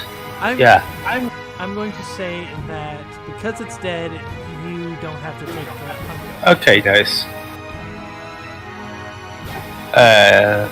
Yeah. It would only really affect the one that gave it to you. Yeah, something definitely happened. Something definitely happened to my forge, my foundry. Oh no. Because it's showing me Acting up? Yeah, it's acting up. Let me do a quick BRB and let me come back in and see if that fixes it. Okay.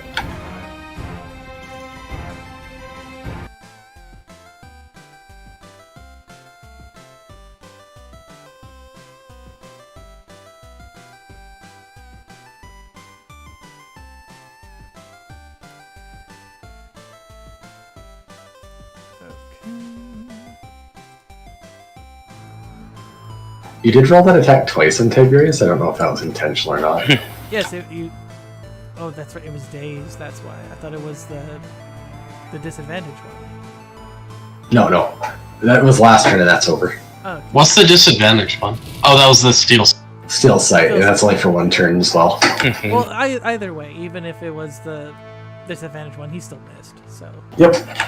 Yeah. Tiberius doesn't take any damage because he's not human. Yay!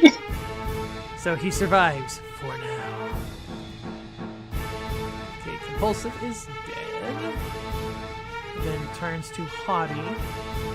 Haughty is going to. Let's see. I think Haughty is going to try and.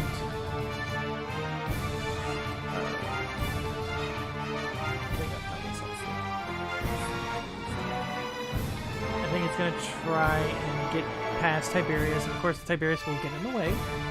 So he's going to try and hit Tiberius. Alright. Uh-oh. Oh well. But that will be its turn. And then it turns to the Slanimus. Yes. It's going to try and smack Umbra. And it smacks Umbra. That gets past the resistance, unfortunately. Okay. It's 17 plus. It is 17 plus. So it doesn't take Umbra doesn't take any damage, or does it? He takes the full. He takes the full damage. She takes the full damage, yeah. Oh, she. Yes. Yeah. And it's gonna try and disengage from her. Okay. It's able to hit her enough that it made her release. It's Yeah. going to, The one thing about the Spectral Hound upgrade is that she no longer has the disadvantage. that is right. The runaway. Yeah. So it's going to jump into the water. And that will be. Let me see what it has in it. Okay. No, that doesn't have anything important. That's its turn. It is now Hiskar's turn. Hiskar is going to try and strike the. Let's see.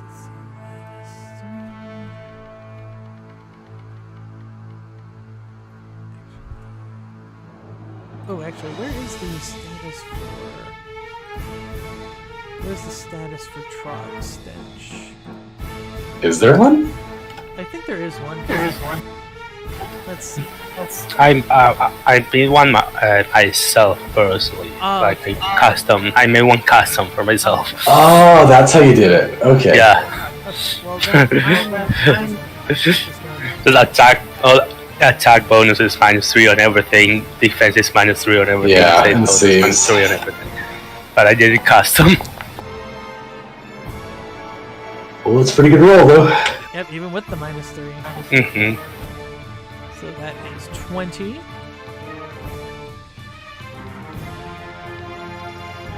And Hiskar just kind of brings his glaive down and cuts a big gash into it. Then you'll see him kind of saying Ithioshi, the lizardman language. And Erwin is going to growl and run straight to Haughty, and he's going to bite.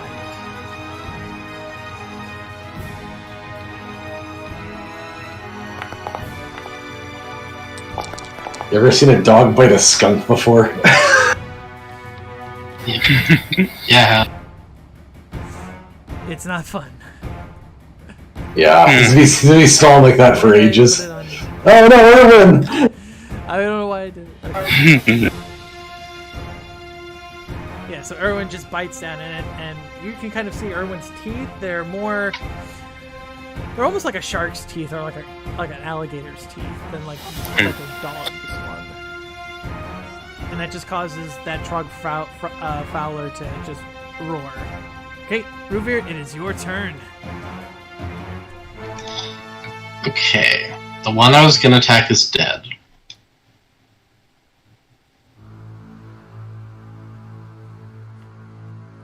I'm going to move.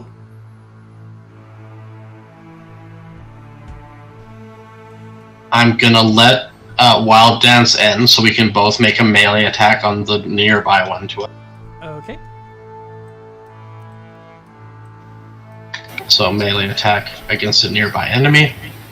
For whom? Him and you. Okay. Well, his name is nearby.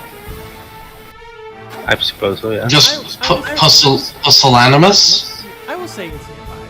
Just because it jumped into the water doesn't mean it's not. Yeah. It didn't get very far, yeah. Okay. Ooh, that's not a good roll. Ooh, That's fine. okay.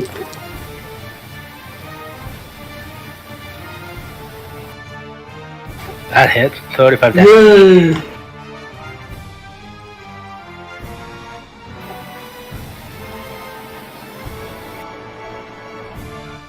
Okay, so that's just my move action so far.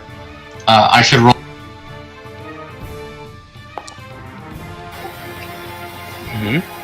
I don't think that makes it. I'm gonna do Freedom Bells on that one, the pus one. Okay. Pussy. The pussy. Ooh. Our dice are I'm not gonna even use- nice. Oh my god, it hit! Oh no, it doesn't because it's a 1. No. There's a one. There's a one. So 1. Yeah. I would like to use my one with, or my dice with the Confessor Uh-huh. to try and re-roll that. Sure. So basically, because I'm calling for holy magic, I'm just gonna ask for them to put their finger on the scale a little bit. Yeah. Asking the spirits, the good spirits to help you. Alright, there's a complication roll. You are good.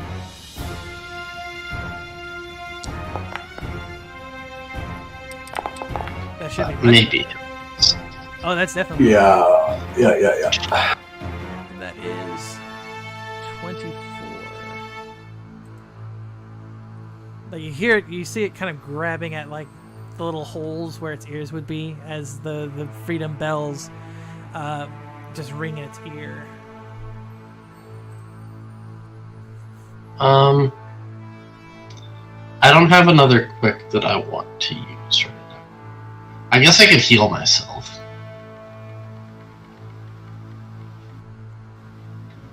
Yeah, I'll do heal. Okay.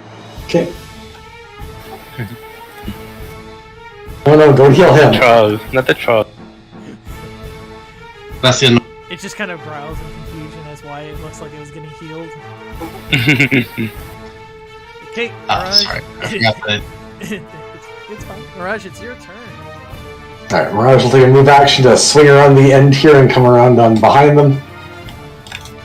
And as he strides in, he will let the final bow activate on Withering Waltz, so I'm not going to sustain it this turn. Okay. Still only 2. Oh, I got all 3 actually this time. It's 2 plus 1. Okay, good. The big difference is the damage is more or less the same, but it's halved on a miss this time, so... And you rolled 2s. Are you dual wielding orbs? No. I am dual wielding, but it doesn't work on this, I don't think. If only, right? It only works if you're dual wielding orbs, unfortunately. No, it doesn't work on the Withering Waltz, unfortunately. But that's okay. Half damage and full damage to 1. Yep. But the good thing is that's enough to kill a cunning. Nice. And then half... It's half to the other 2? Yep. Okay. So... And I think if you were still putting the stench on yourself, you're no longer staying. Yeah. I should have on that one. I don't think it would have made a difference, though. No, it wouldn't have. The ones that hit, the ones that didn't. And then he's going to basically grab 2 Shadow Daggers and hurl them at the last 2 foes. Okay. Activating Gloomy Ricochet.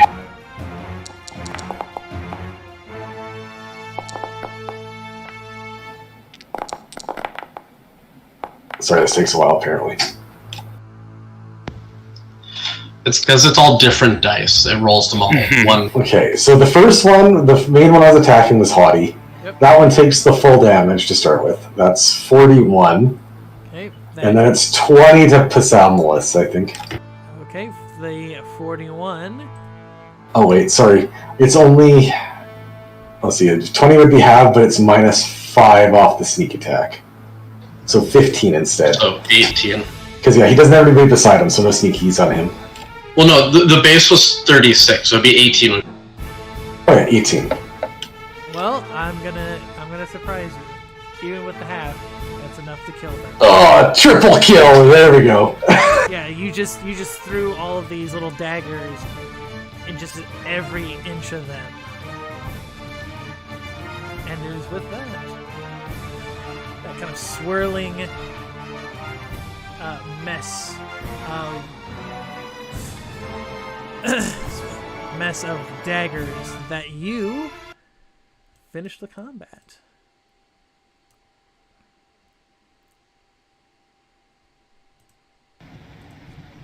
Can I click the quick rest button? Yep. Mm-hmm. You certainly can. We'll take a breather then.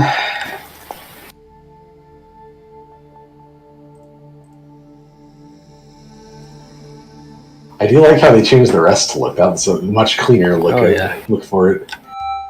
Ooh, Simul's back! Definitely got Simul's blood back. Nice, nice.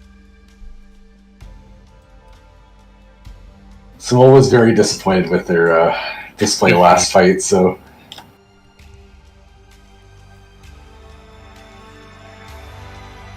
And I think Mirage is just going to start going the long way around. He doesn't want to be anywhere near these things. They smell so bad. They seemingly smell worse now that they're dead. Yeah. Just going the long way around Amber here. gets to hang around. Nice. Ripping up like a cloth from his pack and shoving it in his nose.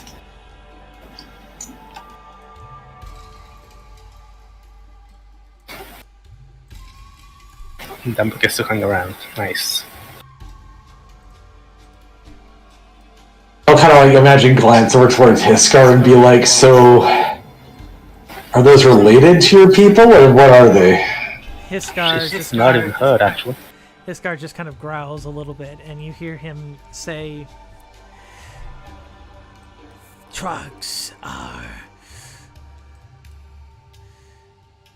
He kind of growls again. He goes, "They are like distant, very distant relatives, but they hate us. Try to kill and consume us. We think of them as almost unclean." I see why. You can smell it from here. That's like if we saw a monkey and the Lizardfolk is like, are you related to that?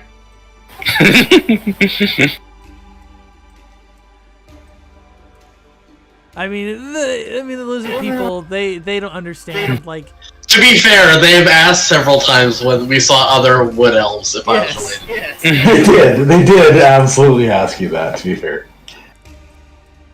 And, like, the lizard people still, they don't understand, like, other humanoid, like, reproductive things. Like, they think that, you know, you all are hatched. They just think that you're hatched on the inside instead of, like, outside. That's true. But there is a stillness kind of takes over as, you know, the fighting has stopped. I think I'm going to be like staying a little bit away from the dogs because they're just chowing down on these things. They probably don't smell great from that right now. No, they don't. I mean, the one dog is a ghost, so I don't know if the stinky cling. It's like as Umbra's kind of like eating, you just see like the meat just kind of falls out of it. Flomp out. It falls out and then it eats it again, just like a. Yes. I've heard in the elven rumor mill that we can use tomato juice to bathe them in to get rid of that smell. Pretty sure that's true. Okay, with that you have 3 ways. You have this way,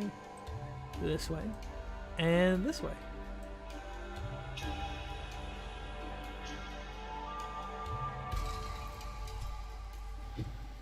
Alright, Mirage, which way we go?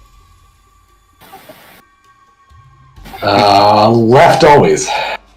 Okay. Okay, you guys head down left.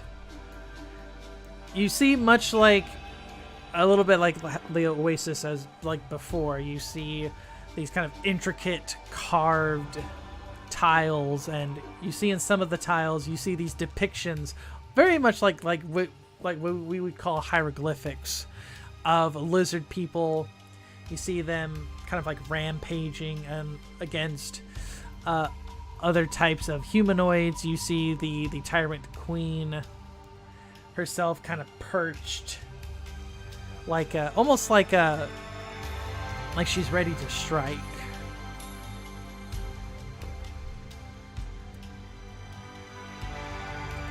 And you find yourselves deeper into the ruined temple.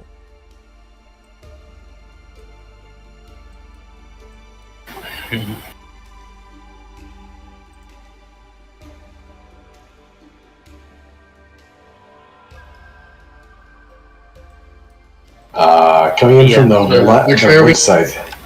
From here, I would say. Like you kind of went left, and it kind of had like a Oh, little... here? Yeah, like an L-ish kind of point, I guess. Okay. Okay.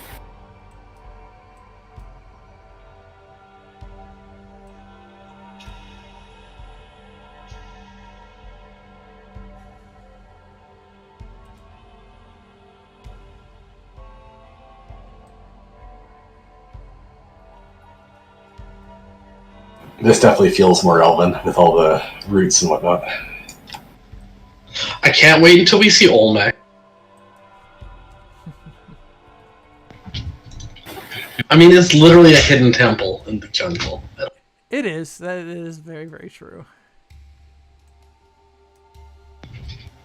We'll get like a Casio Walkman or something from. You find like broken statues of like this monkey that you have to put together.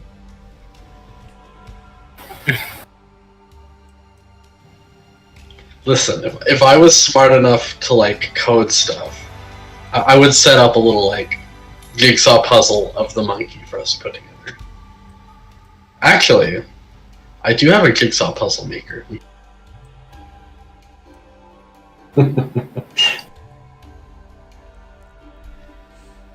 Alright, I'm gonna keep an eye on his.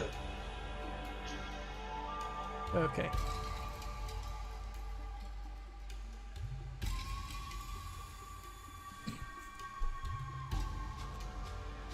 As you kind of move slowly from this entrance, you again just see more of those hieroglyphics, and you see the plants kind of growing out. Here in this, they are more wild than they were by the oasis. You see the waters kind of flowing.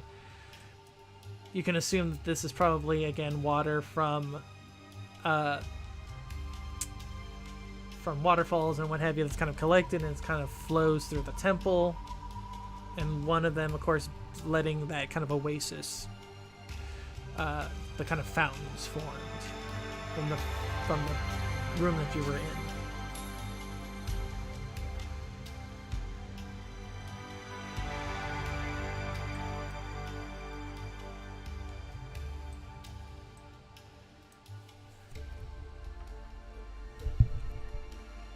I might as well start heading down the steps, and then when I get to about that point, I want to kind of acrobatics, kip up the wall, and get up onto these vines and see if I can get a higher look at the area around us. Oh no, you can kip up them pretty easy. And surprisingly, they feel very strong. Like, you feel like you can walk on them. Alright, so he'd be poking his head in these two rooms to see if there's anything of note. This room or this room? The right one, sorry. Okay. So it's like popping into the right here, and then popping down to the bottom left over. Okay. In this room, you see just a collection of plants. They look like, much like some of the plants around here, they're probably were used for rituals, and they've just been allowed to kind of grow like crazy. Wild and free since, yeah. Well, I don't want to go mess with the doors. Those look heavy and annoying, so I'll start going around this way, using the roots as a bridgeway.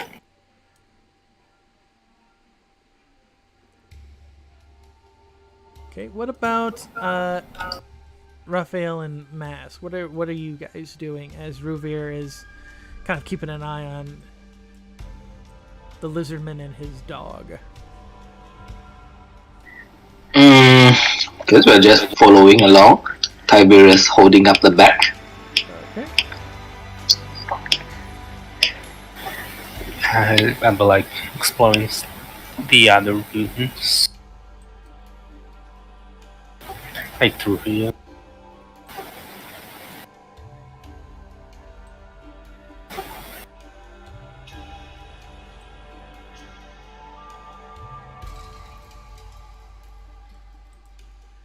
Yeah, again, you just see, just these multitude of plants.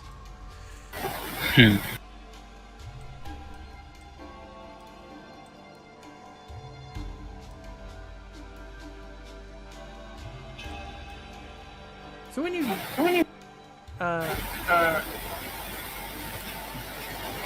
see.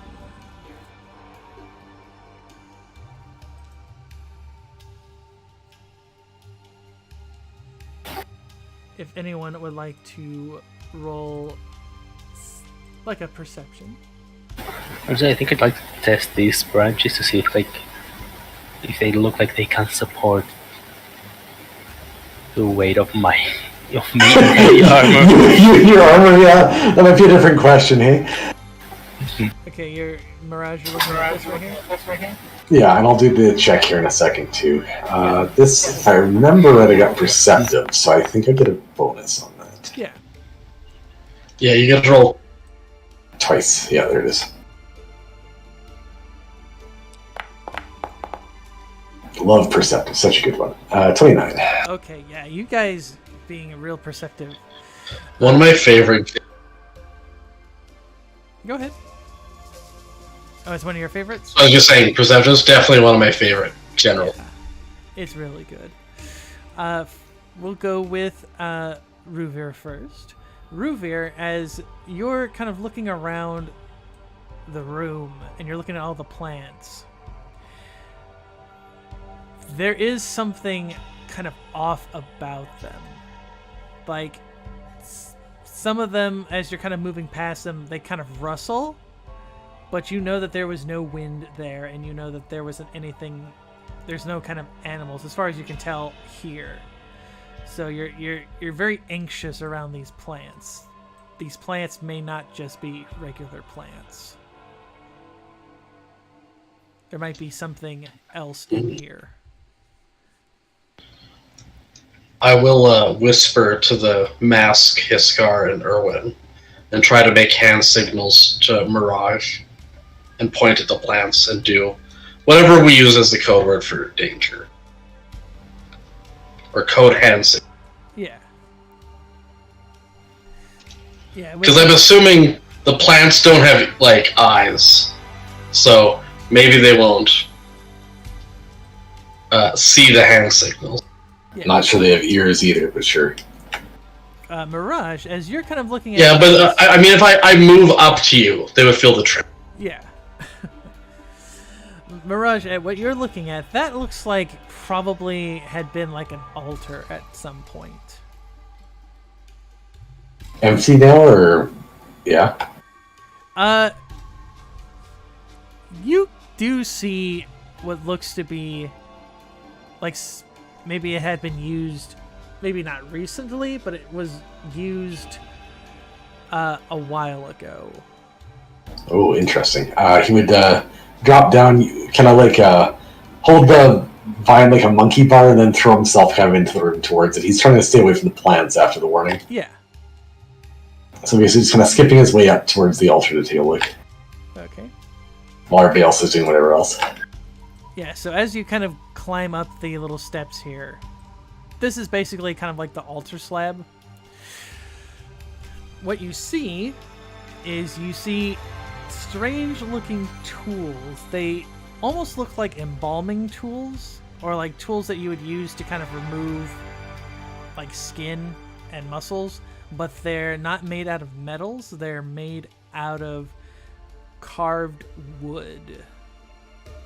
And you look like anything was done here with them, or are they just kind of stored here? They're kind of stored there, but you can certainly see there's kind of like a blackish kind of stain on it. I'll collect them up and start taking them back to Rubier to see if he recognizes them, seeing as he seemed to think he might know who's doing all this stuff.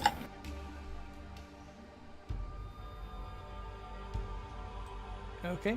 And Raphael, you said you were going to try and climb up on this vines, right? I want to test them to see if they look like they can, support me in heavy armor. So walks out, jumps up and down a few times, sees what happens. Yeah, you heft yourself onto them, and they do kind of strain a little bit. Like you fear that they are going to break, but they are kind of resilient enough that you are kind of able to walk on them. But you walk a little slowly. Yeah.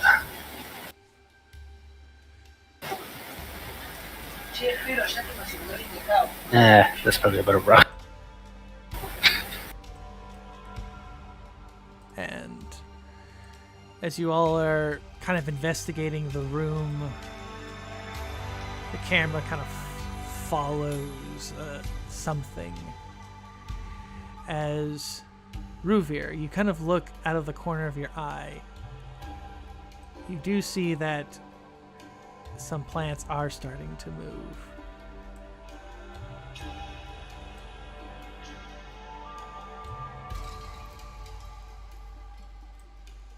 And they're becoming much more obvious. Purple. Yep. All right, I will But what is? kind of But what's worse? gently place. No, go ahead. That's fine. I'm just gonna kind of firmly place myself between Mask and it, so he doesn't get.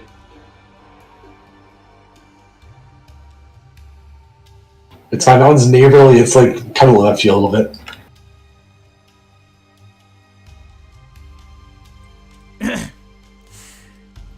Is as the you start to see the plants becoming much more apparent that they are more than just plants. You do hear you hear the sounds of a voice kind of uttering from the kind of echoing forth. Ruvir, so nice to see you.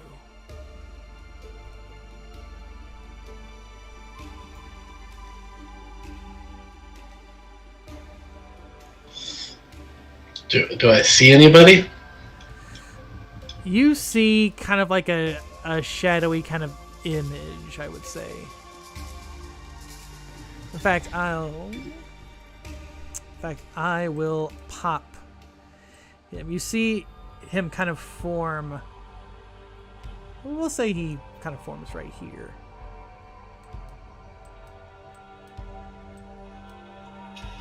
Oh, he's just emo Ruvier. Didn't realize. Listen, no. Look at him.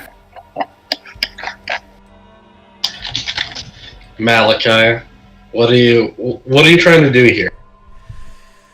What am I trying to do here, Ruvir? I think it's quite obvious, and you see him kind of move towards like the plant, and you see him kind of touching it, like almost like petting it.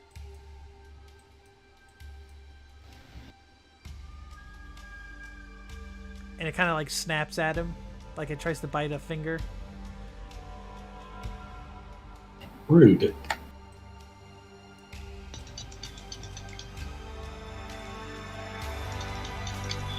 I think you should go home.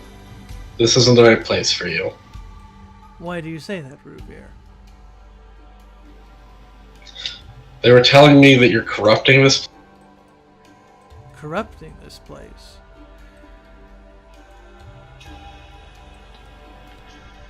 I am simply doing as the Lady of the Thicket wants. I would say you're the one that's corrupting it.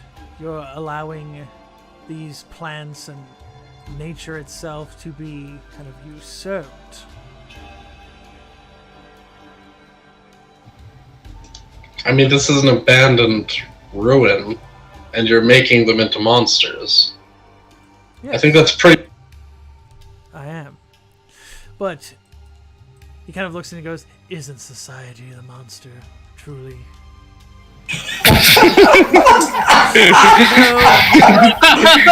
That's a joke. That is a joke. He's not that clever. That's not... Oh, okay. No, we're gonna kick his ass. No, Malachi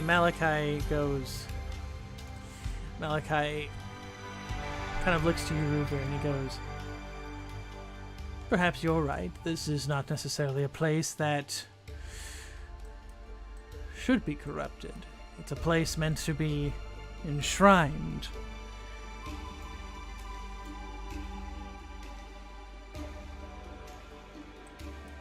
But to who is the real question here?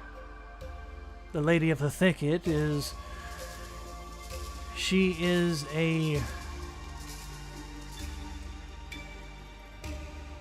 flippant mistress. She wants to heal, yet she also curses.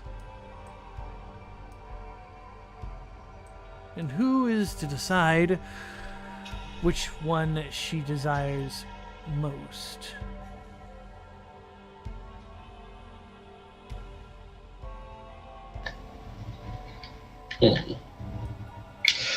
I still think you should get out of here. You're not... Go on. That's... You just saying you don't belong here? I said you're not well. You're not well. He kind of looks at you, and you can certainly see that he's got massive bags under his eyes. And he goes, "No, you're all right. I am unwell."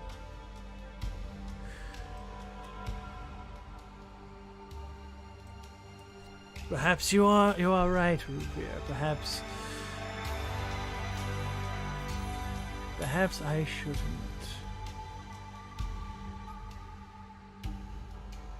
And you see him kind of pull something out of like a little satchel. And he kind of puts it on the ground. Like right there. And he goes, "While I am unwell, and I am not yet at the... I am not at the tier of reverence that the Lady of the Thicket desires. That will change. I will get her attention one way or the other. Perhaps," and you see him, he starts walking. He goes, "Perhaps if I turn you into something, a mixture, maybe that would be much more for her." And the little seedling, this little seed that he kind of placed right there. Where did I put it? It's in plants, I think. Yeah. It begins to grow. What size is that? It's large, so it should be larger. It's like about that big. Oh no. That looks real. Yes. I really... Yeah, there you go. Oh yeah, that's the stuff. Oh yeah, Ruvir. You, if you would like to kind of recall what this thing is, you can certainly do so, but you can tell just by looking at it that this is dark druidic magic. This is basically corrupted druid magic. I'll try. Okay. With that, you know that this thing is an arbusite. This thing is made when you sacrifice druids. You sacrifice druids to some horrible dark god. Not the Thicket Witch, just to confirm. Not to the Thicket. Some people think that. Some people claim that you can do that for the Thicket Crone, but most believe that that is, in her eyes, it's seen as like an aberration. Because while, again, she can curse people and she can heal people, she doesn't sacrifice people willy-nilly for anything. If you sacrifice people, it's for a purpose. And you make their deaths as clean as possible. This is, you torture people and you slowly turn them into this thing.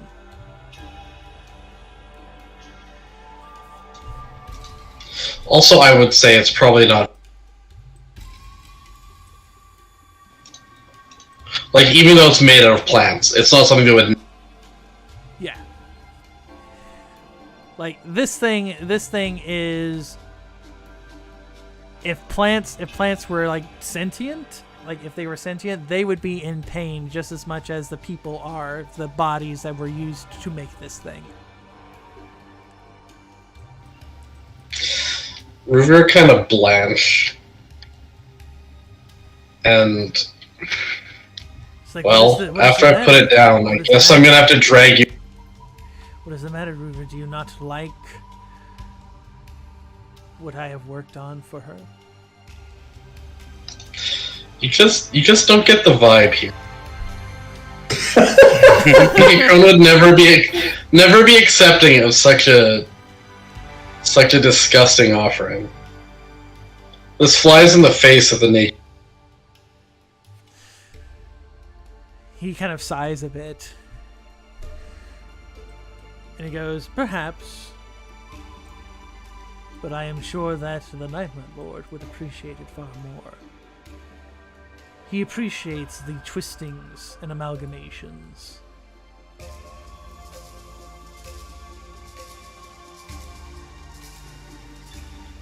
I'm gonna take away your toys and I'm gonna drag you home by the ear. Ooh. You see him brandish, much like your scythe, Ruvir, but it's very much a mockery because it's made out of like a dark wood. And he goes, "I would like to see you try." And I'm going to roll for initiative, but we will not do initiative as it's already about 10-ish. I'm pretty late, yeah. Pretty late, so we're going to roll our initiative, and I'm going to find some cool music. We need some good old boss music.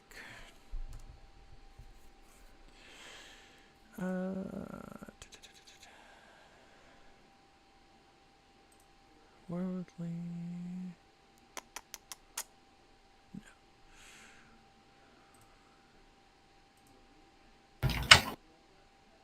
Let's go with that. I think that one sounds good.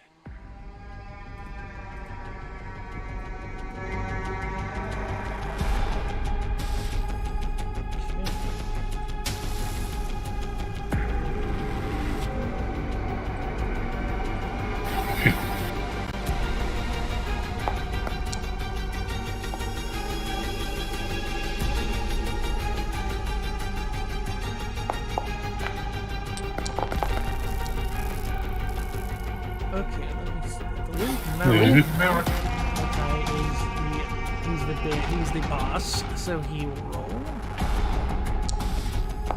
And he rolls pretty good. Oh, yeah, he's not holding back, I see. No, he is not.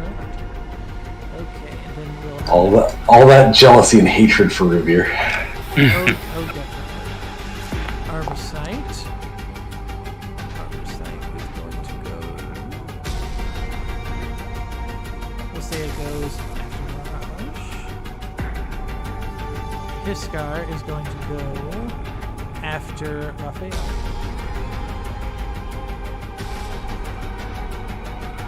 And then the dire fly traps because their initiative is +4, so they're super, super slow. They are all going to go last.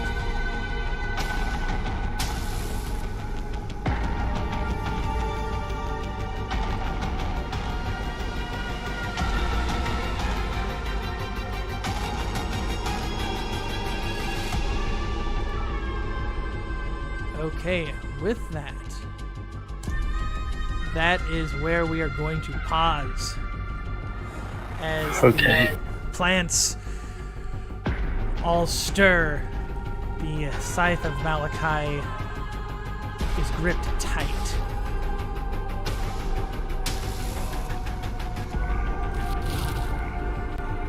Okay, with that, let's pause. Ruvir, what did you like and what do you want to see next time? I really liked how he had, like, Anakin Obi-Wan, you will try moment. Yes, I really like that too. What do you want to see next time? I guess I've gotta cut off his hand and his legs and he falls in the water. Oh my god. I mean, that's how the fight goes, I'm sorry. I mean, how about don't, though? Zure, what did you like? And He's gonna try and jump over me. I liked making Tiberius into a fridge. That was fun for me. The fight was pretty good. The constant -4 to everything was pretty rough, but it felt like more of a challenge that way, I'll say. Next time, I don't know, in an ancient temple, I want to look around, explore, and find cool stuff. That's what I'm looking for. Okay, I definitely... And preferably like at least one long hallway with a rock, rolling down towards us or something. That may happen. Yeah. Nanako, what did you like and what do you want to see next time? I like that as two robots we don't have sense of smells. Yeah, that certainly helped. That certainly helped you. Next time, I guess I want to see Rubia's epic deal with his emo self. Okay, and Mega, if you can, what did you like and what do you want to see next time? I also like to fight. Made me, the penalties made me think about it a bit different than I usually would. So next time, first River, you should watch out because the mini map, he's got the high ground here. So, but yeah, I'm looking forward to this fight, honestly. Yeah, hopefully you all will enjoy it. I liked you guys encountering the two Canthers. Oh yeah. Those things They were good.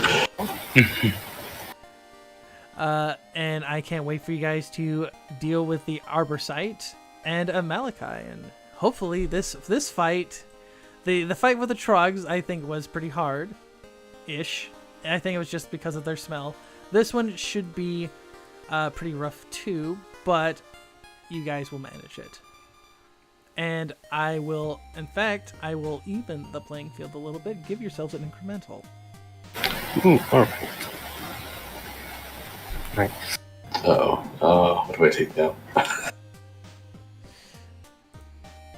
And with that, we hope you all will come back next time as the party must deal with this twisted druid, this monstrous plants, and what deep, dark secrets still reside within this ruined temple.